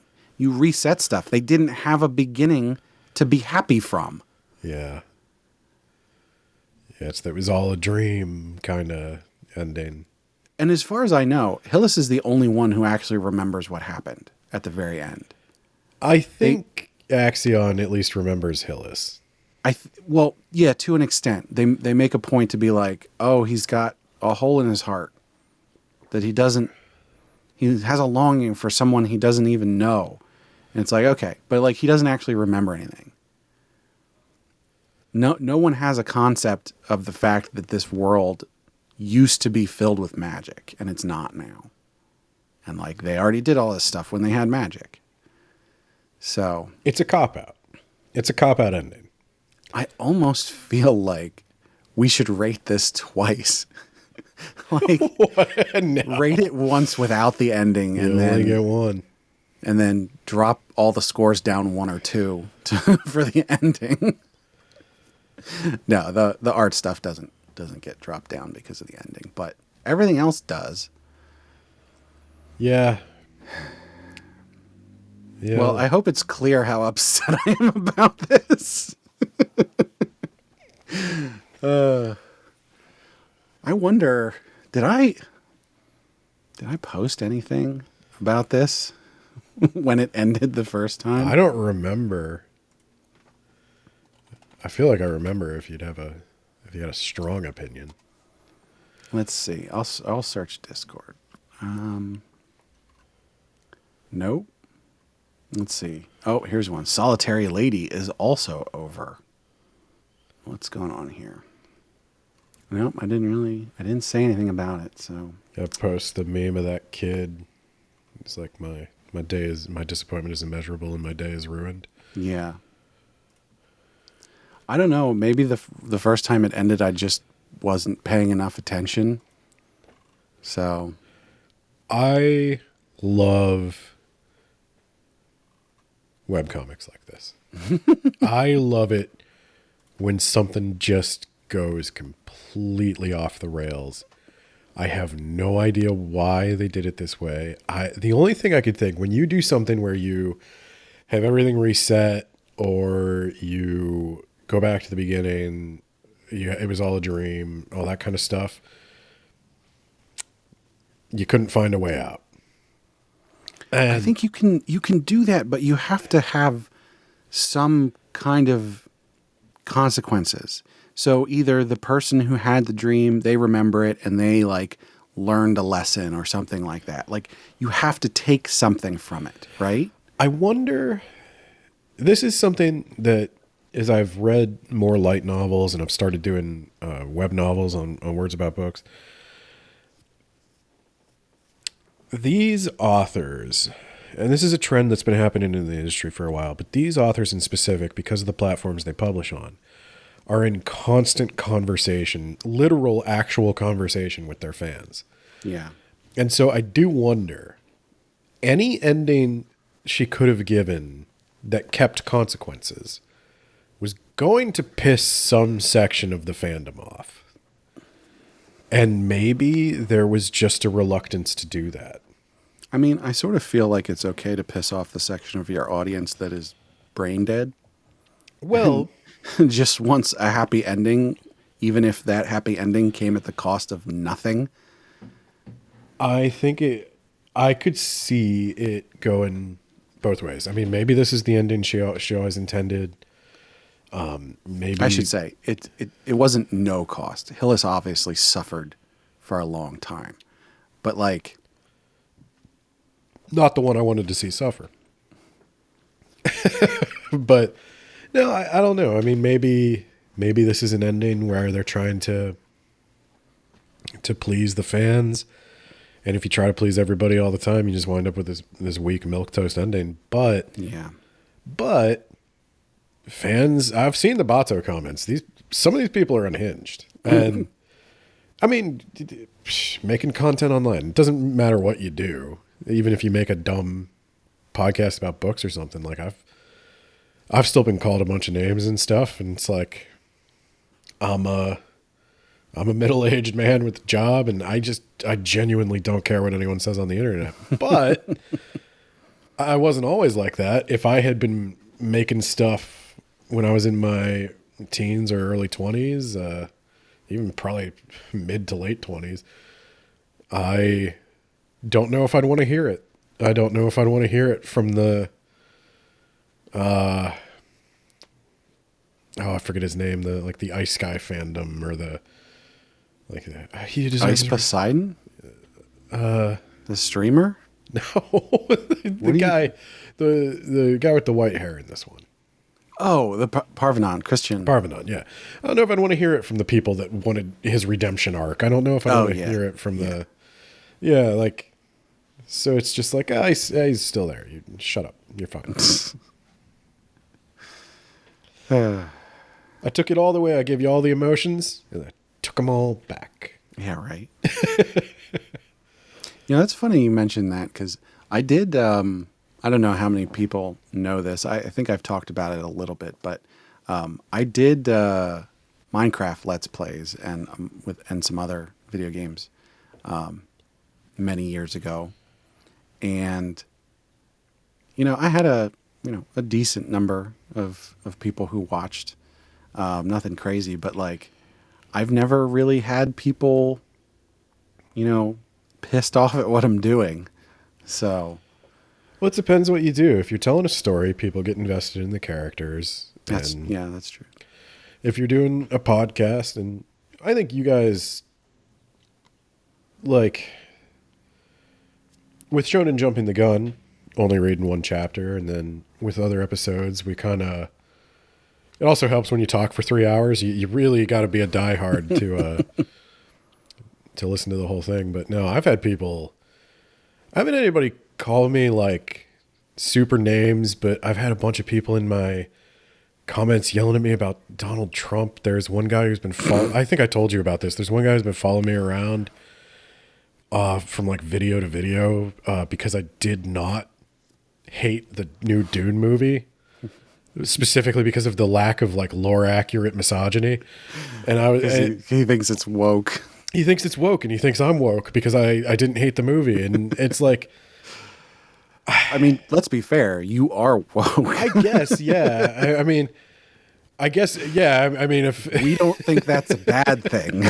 I've never referred to myself as woke, but No, and I think it's bad if you do. yeah.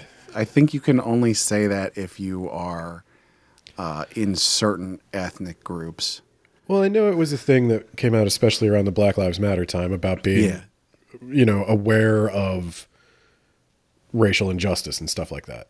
And I've never used that term in association with myself. White men aren't allowed to label themselves as such. I would say I probably support a bunch of stuff people consider to be woke, but like, I make fun of Joe Biden, I make fun of Hillary Clinton, I made fun of like Donald Trump and all them.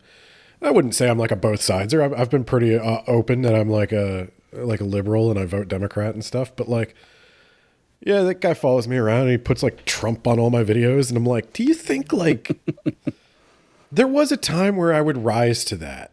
You delete those, right? Yeah, I don't. See, that's the kind of comment puts that I would it delete. with his real name and his real picture, and I want to preserve that for posterity. I think that's. I mean, you're not wrong. That's fair, but also like that's the kind of thing where you're not discussing the actual content here, That's true. So well, I think we worthless. said something on that podcast about like Words About Books endorses Kamala Harris, and he was like Trump. Okay. And I was like, whatever, I don't give a shit. But no, I've had people be like, I can't even. I find it hard to believe you can even read. Was one I got. And I was like, okay, I don't know. Like, you could disagree with the way I interpret the book, but like, did I not? You are interpreting the book. Did I not demonstrate that I read it as I talked about what happened for hours? I don't know.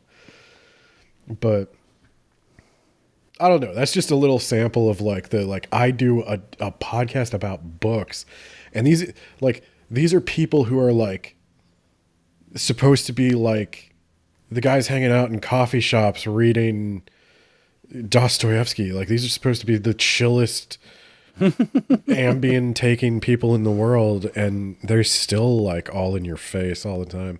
And the weird thing is, the communities that you would think would be more energetic, like the romantasy people and everything, they just get such a kick out of the fact that like a dude is talking about it. Yeah. And then all these other guys. Let's be like, fair. I'd be pissed off too if I just spent 30 hours reading Dostoevsky. Yeah, that's true. What do you mean life has no meaning?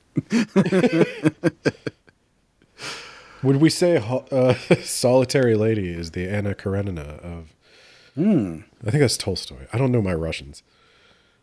One of those Russian dudes who writes way too much. Yeah. There was an interesting thing when I was going back to listen to parts of these the previous episodes. This was actually Solitary Lady was the first one. I said we're gonna have to come back and revisit this one because there's so much going on here and we liked it so much. And this is a quote from you. I'm willing to do an update episode at some point. So here we are. Yeah, I was willing, and I did it. I think that we should rip off the Band-Aid and rubric this. All right. You have a hard time rating things low. I'm well practiced at this.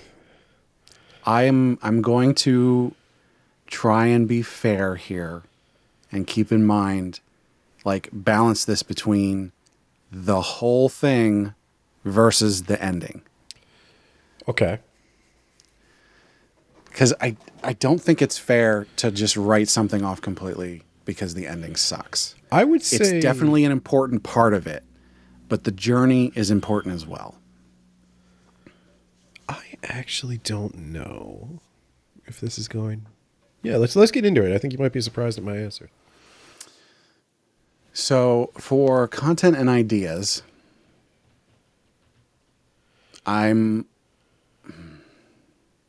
Damn. I think I have to give this a 5. Shit. So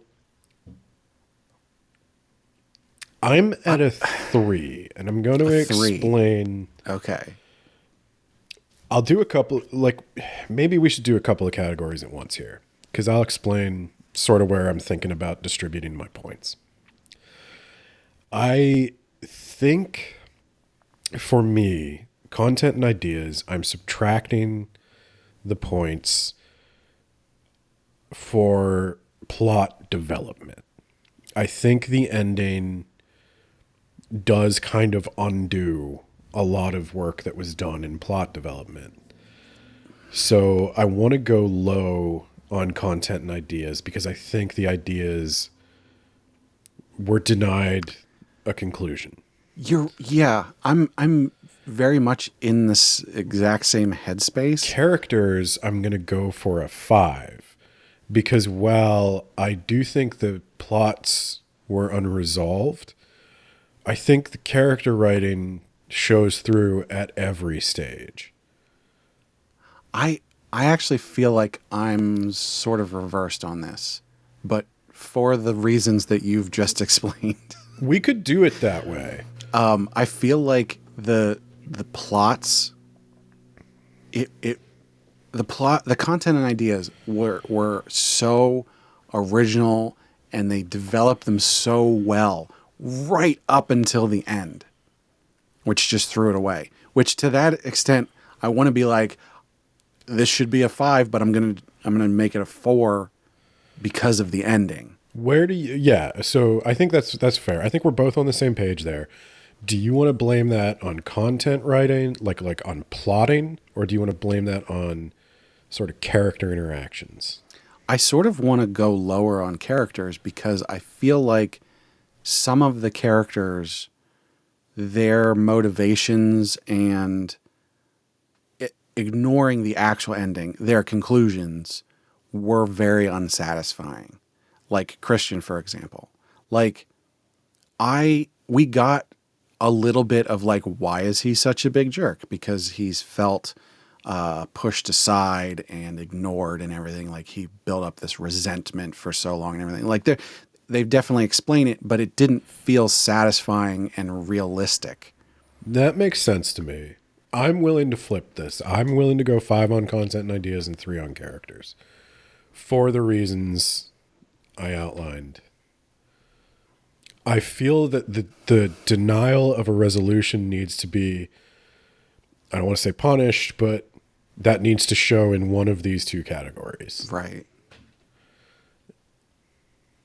So I would have actually, like, if I ignore the ending, I would give content and ideas a 5, and I would give characters a 4.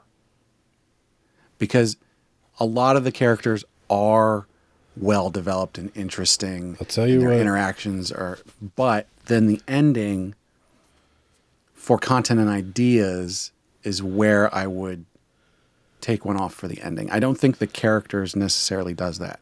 So where I'm currently at, I'm sort of at a 4 and a 4. I think I can agree with you. I can do a 4 and a 4. But then pacing and structure, I'm going to take it out of structure for the end. Yeah. And that's going to go down to a 3. I think that's the way to go. Pacing and organizational structure are effective, but there's room for improvement. It may have been too fast, too slow, or unintentionally confusing. I think it was definitely unintentionally confusing. Yeah. Which is really unfortunate because I do think that the pacing and structure, they did a really good job through the rest of it. Like, reading it week to week, like, things made sense and they moved along at a decent pace. And there were parts where maybe it was going too fast and things weren't explained, but then there were other parts where they did slow it down and explain things, and then maybe things were a little bit... So, like, there was a bit of a roller coaster there, but, like, overall, you might go, oh, this is a 4 for pacing and structure. But then, like, the ending just threw everything away. Yeah, this bullet train maintained a consistent 200 kilometers an hour until the very end where it hit a wall. Derailed. Yeah. Into the side of a mountain. I can live with that. So we're going to go 4-3-4. Yep. Okay.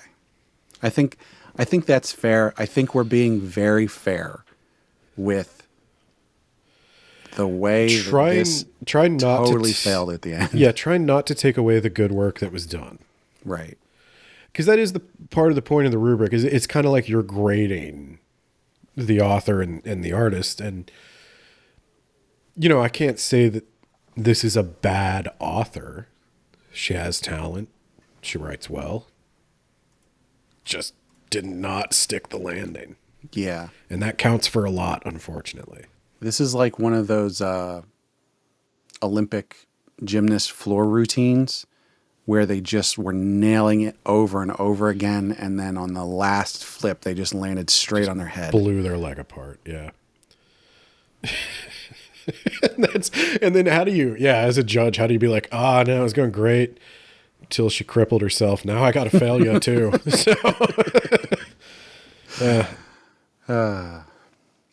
Well, now we can talk about something that wasn't great the whole time, which is romance.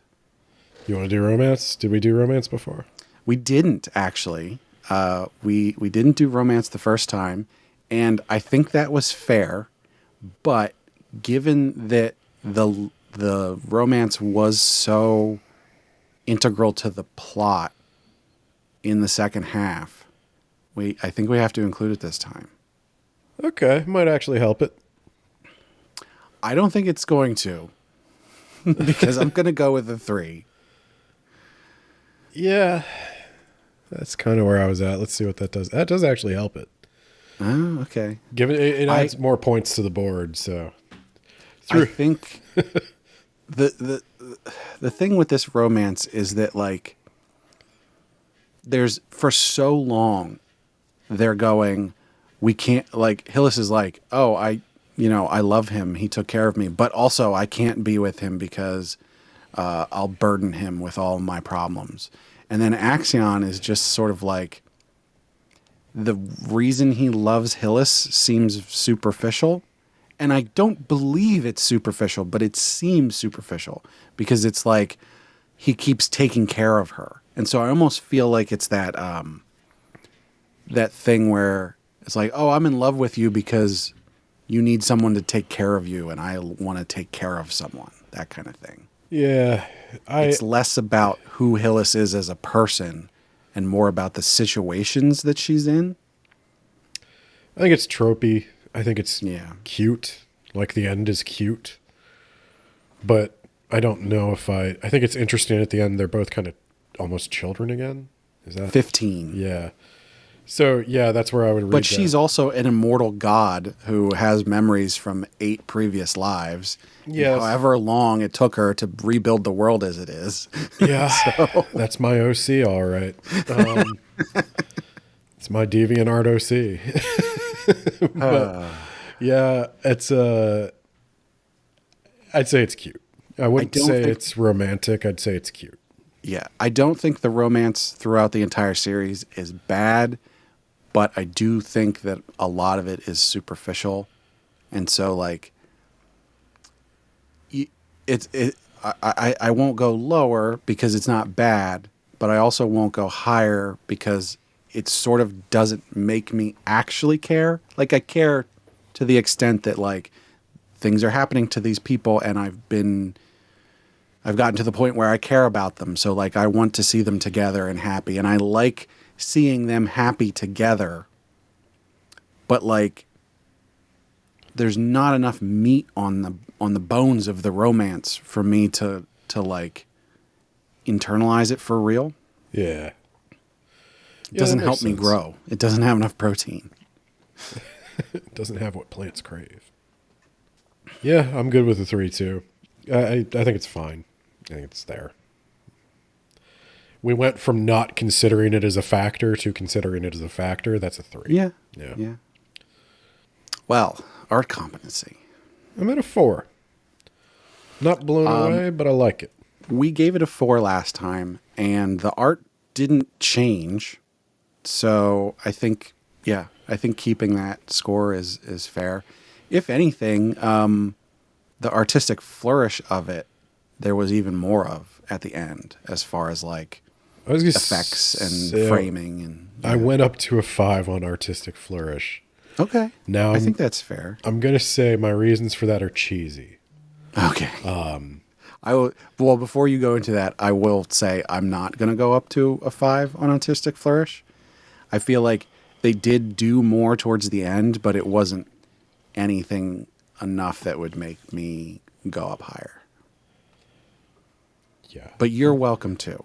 So why did you do that? I thought when she started stabbing people with the thorns and giant roses exploded from their bodies, Okay. Yeah. that was both a great way to keep the rating down on the gore and still pretty intense. Yeah. And then 2, the mother-son beam struggle. I enjoyed that. Yeah. Okay. I thought that was really stupid, actually. I thought that was actually really stupid, but it crossed back around full circle and became cool. This is so stupid. It's awesome. This arrogant young man is shooting a beam at his old mother, who's like holding a pipe. Stereotypical, like, Missing a pinky. yeah, missing a pinky.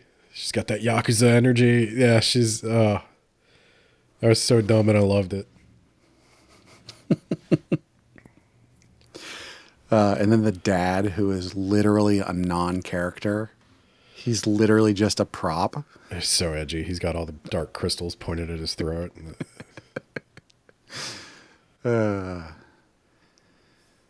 So what do you think for personal preference? A 4. It was dumb, but I liked it. So I'm going to go with a 3. I get that. It's literally just because of the ending. If I would have had this as a 4 if they had literally canceled it right before the end. There was some stuff near the end, like not, in the last 5 chapters or whatever, but like things near the end where I was like, that's a choice. Okay. But like nothing that was like taking me out of it. And then literally erasing everything, all the consequences, all the character growth, everything's gone. And I'm just like, okay, well, I had a time with this, didn't I? Yeah. That was a time that was had. Which also means, how can we recommend this to people? I don't. I said it's a weak recommendation to genre fans. Yeah, it has to be, right? Yeah. And with anybody, you have if you recommend this to people, you have to caveat it. You have to go, hey, this is really good, but just keep in mind that the ending isn't satisfying. Yep. You'll have a great time until the end. Maybe consider don't finish it. Like I said, it's not the worst ending I've ever read, but it is a cop-out. I think part of the problem here is that worse endings are attached to worse series. This is almost worse because it was good to start with. Yeah.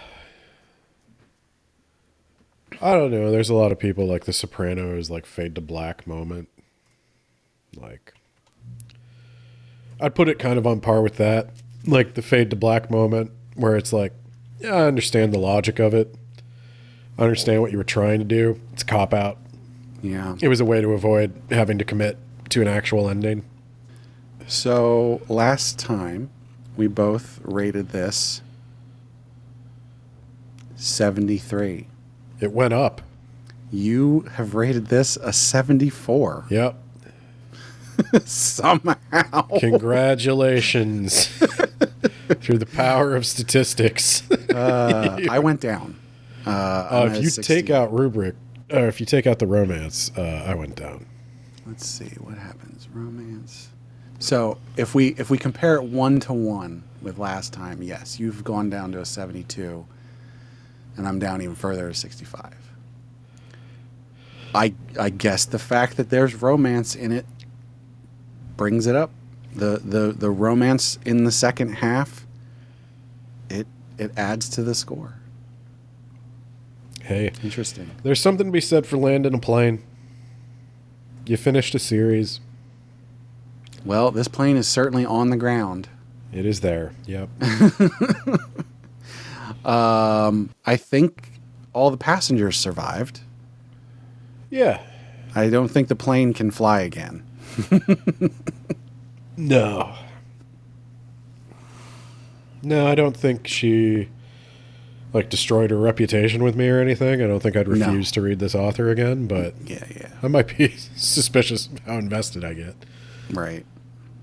All right. Well, there it is. We have now officially completed 2 more series. Hell yeah. How's it feel? I have no idea how many we've completed. Let's see here. We've got... I'm going to count The Villainess Lives Again as completed. Technically we weren't done when we did that, but it's so close to the end that Yeah, I'm willing to do that. although I guess we see here the score could change with the ending, but Yeah. I don't think it does with that one. Like I said, the ending wasn't anything special. It didn't make me go, "Oh my god, this is amazing," or "Oh, this is so terrible." But it's fine. So let's see. Kill the Villainess is now over. That was our first episode. Second and third episodes, and fourth, fifth. Those are all. So our second, third, fourth, and fifth episodes are still all ongoing. Yeah, that sounds right. After that, Concubine walkthrough is actually done, I think. But I didn't keep reading it after that.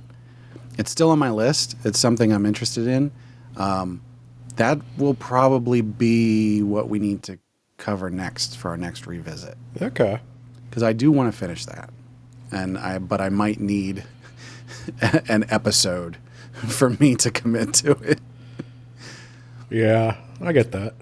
After that, we covered Villainous Turns the Hourglass. That was our first one that was completed when we covered it. Let's see. Master Villainous is still going on. Fantasy of a Stepmother is still going on. Talented Maid. That might have gotten canceled. I have no idea what's happening there. I haven't seen a new chapter for that in a long time. And then Solitary Lady was after that. And let's see. That's still going on. Princess's Doll Shop ended. Talked to Moon a bit about that.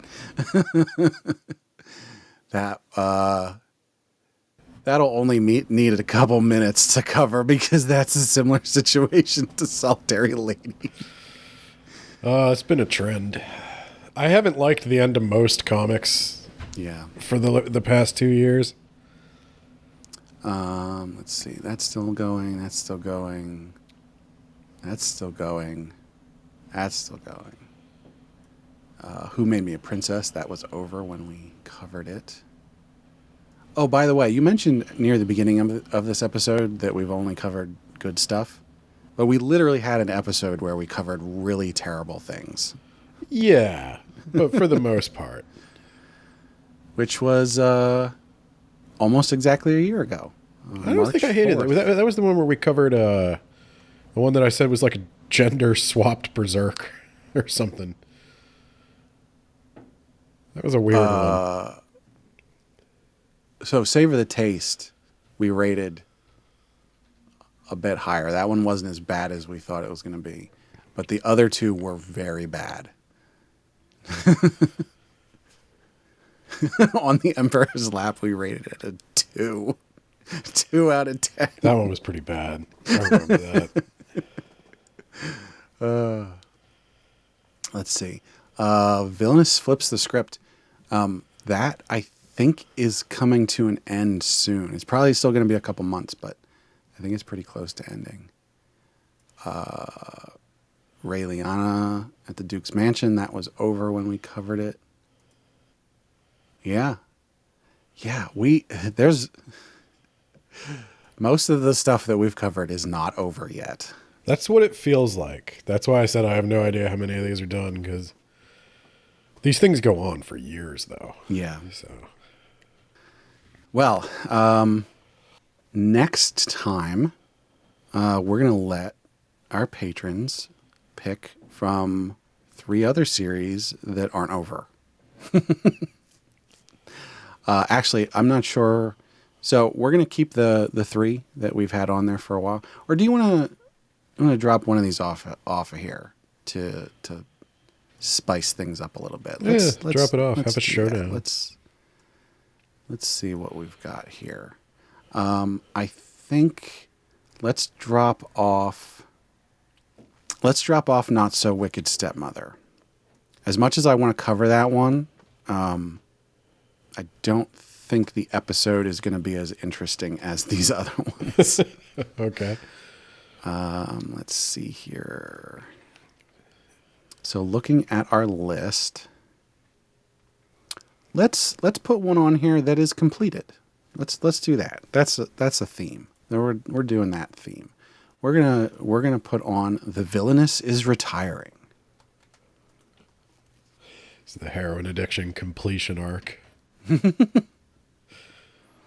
All right, so we've got Surviving Romance, which is a recommendation from Annie. How to Win My Husband Over. God, that's so difficult to say. Which is real depressing. And then The Villainess is Retiring, which is not depressing, but it is complete.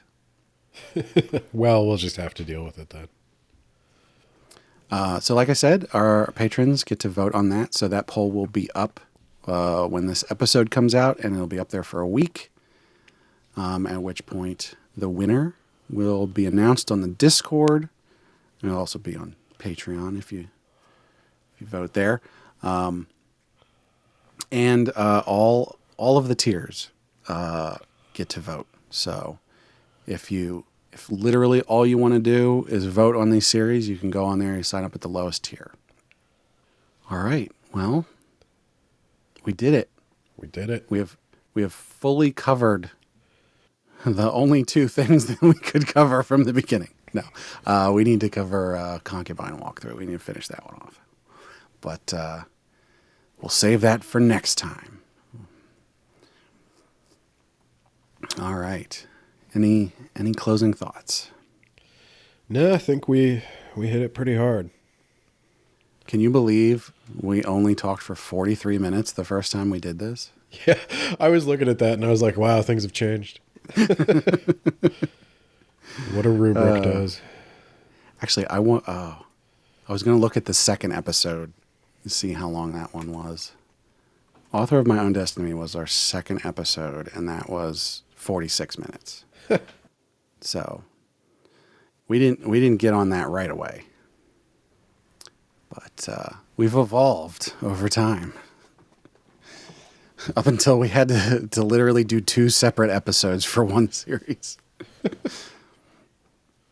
I guess technically this is a separate episode for these 2 series, but it doesn't get us close to that 5 hours we did for The Villainess Lives Again.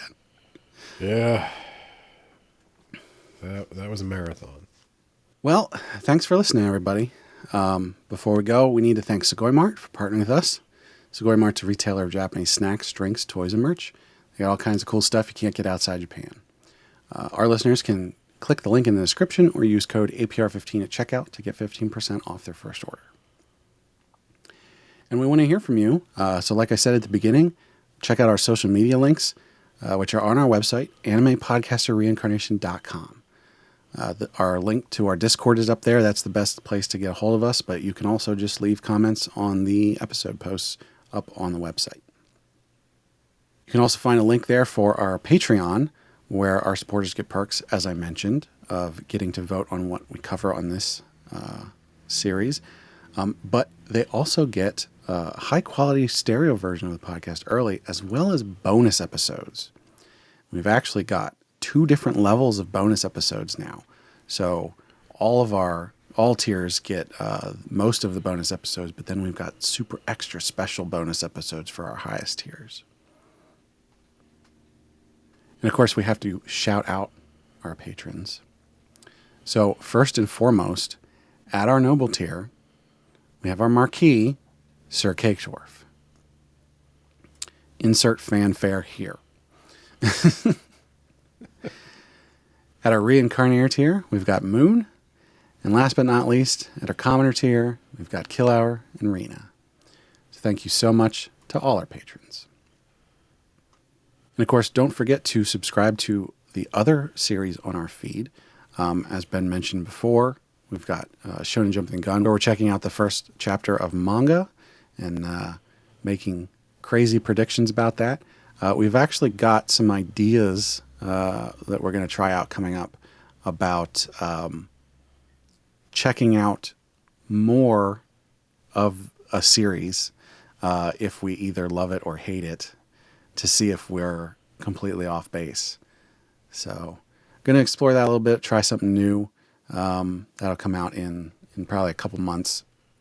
But read the first chapter and record, and then seeing where we're at, we'll go back and either read the next 2 chapters or the full volume, and then come back and record an addendum before the episode comes out. So we'll see if it works. So stay tuned for that.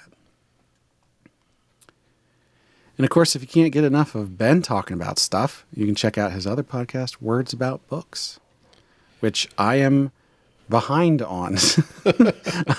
I haven't been going in my work closed our office for a couple weeks while we're moving, and I haven't been going into the office, and so I'm way behind on all my podcasts. Oh no! But I am. I'm driving to North Carolina next week. Oh. So I'm planning on getting caught up on everything. Nice. Yeah, you're missing gold there, I assume. What did I put out again? I have no idea because I was out for the last 2 weeks, so I don't know what's been going on. I assume we recorded a mountain of episodes, but I don't know, maybe for this audience, the interesting one will be there's a Beware of Chicken follow-up, which is a Shinsha web novel, martial arts thing. Animorphs is coming up. I don't know if anybody here likes Animorphs. If you're an elder millennial like me, Animorphs is crazy. Animorphs, I never read it as a child, so I'm reading it for the first time as an adult, and I was blown away by how crazy it gets right off the bat. Yeah, I can't believe it's for children. It kind of slaps. I'm into it. Like I slept on Animorphs way too long. But yeah, that's what's going on over there. We also got talking about Tolkien, if you care about Tolkien. Yeah, you mentioned you had a mountain of episodes. Did you have a caladras of episodes? A caladras. We can't say it. It means red horn. Oh, many THs of Old Norse. Don't worry, we're also doing. So this is a Patreon only thing, but it would interest this audience. I mean, if you want to sign up to be a patron just to get the episode, but I'm gonna do a simple comparison of Frieren and Tolkien as a bonus episode. Okay. And the not being able to pronounce the names is what reminded me, because I am aware that all the names in Frieren are German, but I've been listening to Japanese people say them for a long time now, and I keep mispronouncing them in Japanese. I keep saying Aura the Guillotine, Starku, Flamme instead of Flamma. Our native German speaker got flipped around on those names recently. Oh, does he like them now? Did you see that? Well, I don't know about but there was it was either a video or something like, or a Tumblr post or something about how all of the Frieren names are just simple descriptors in German. Oh, yes. It's like Frieren telling the story, and she's naming Right, people based on their right. roles more than their names. Because he was pissed off before about like, oh, they're just using these really simple German words, and this is ridiculous. It sounds so ridiculous to a native German speaker. And then somebody was like, what if that's the only thing that Frieren can remember? So, yes, this was Warrior who was with me. And that was Mountain that we were at. And that was Magic City that we were and then he's like, oh shit, maybe that's exactly the point, is that she's retelling this thousands of years in the future. I've been she can't remember the names. I've been hesitant to mention to Frieren, or to mention to Frieren. God damn. I've been hesitant to mention to Cake Dwarf where Saruman lives in Lord of the Rings. Over there in Isengard, the Iron Tower. But yeah, they do that. It's not actually made out of iron, is it? I don't know. It is black though. Yeah. It's next to the River Isen. Oh, the Iron River. And I do believe that's called that because there's iron ore near it. Eisen. I guess that makes sense. Yeah. Yeah. Well, thanks everybody for listening. We hope you had a good time. This was fun. Yeah. Going back to these, as disappointing. It worked out well. It was a nice little arc there. Well, if you'll excuse me, I gotta go get some eye drops. My eyes are bloodshot from all the manhwa I've been injecting into them. 'Cause I'll see you again.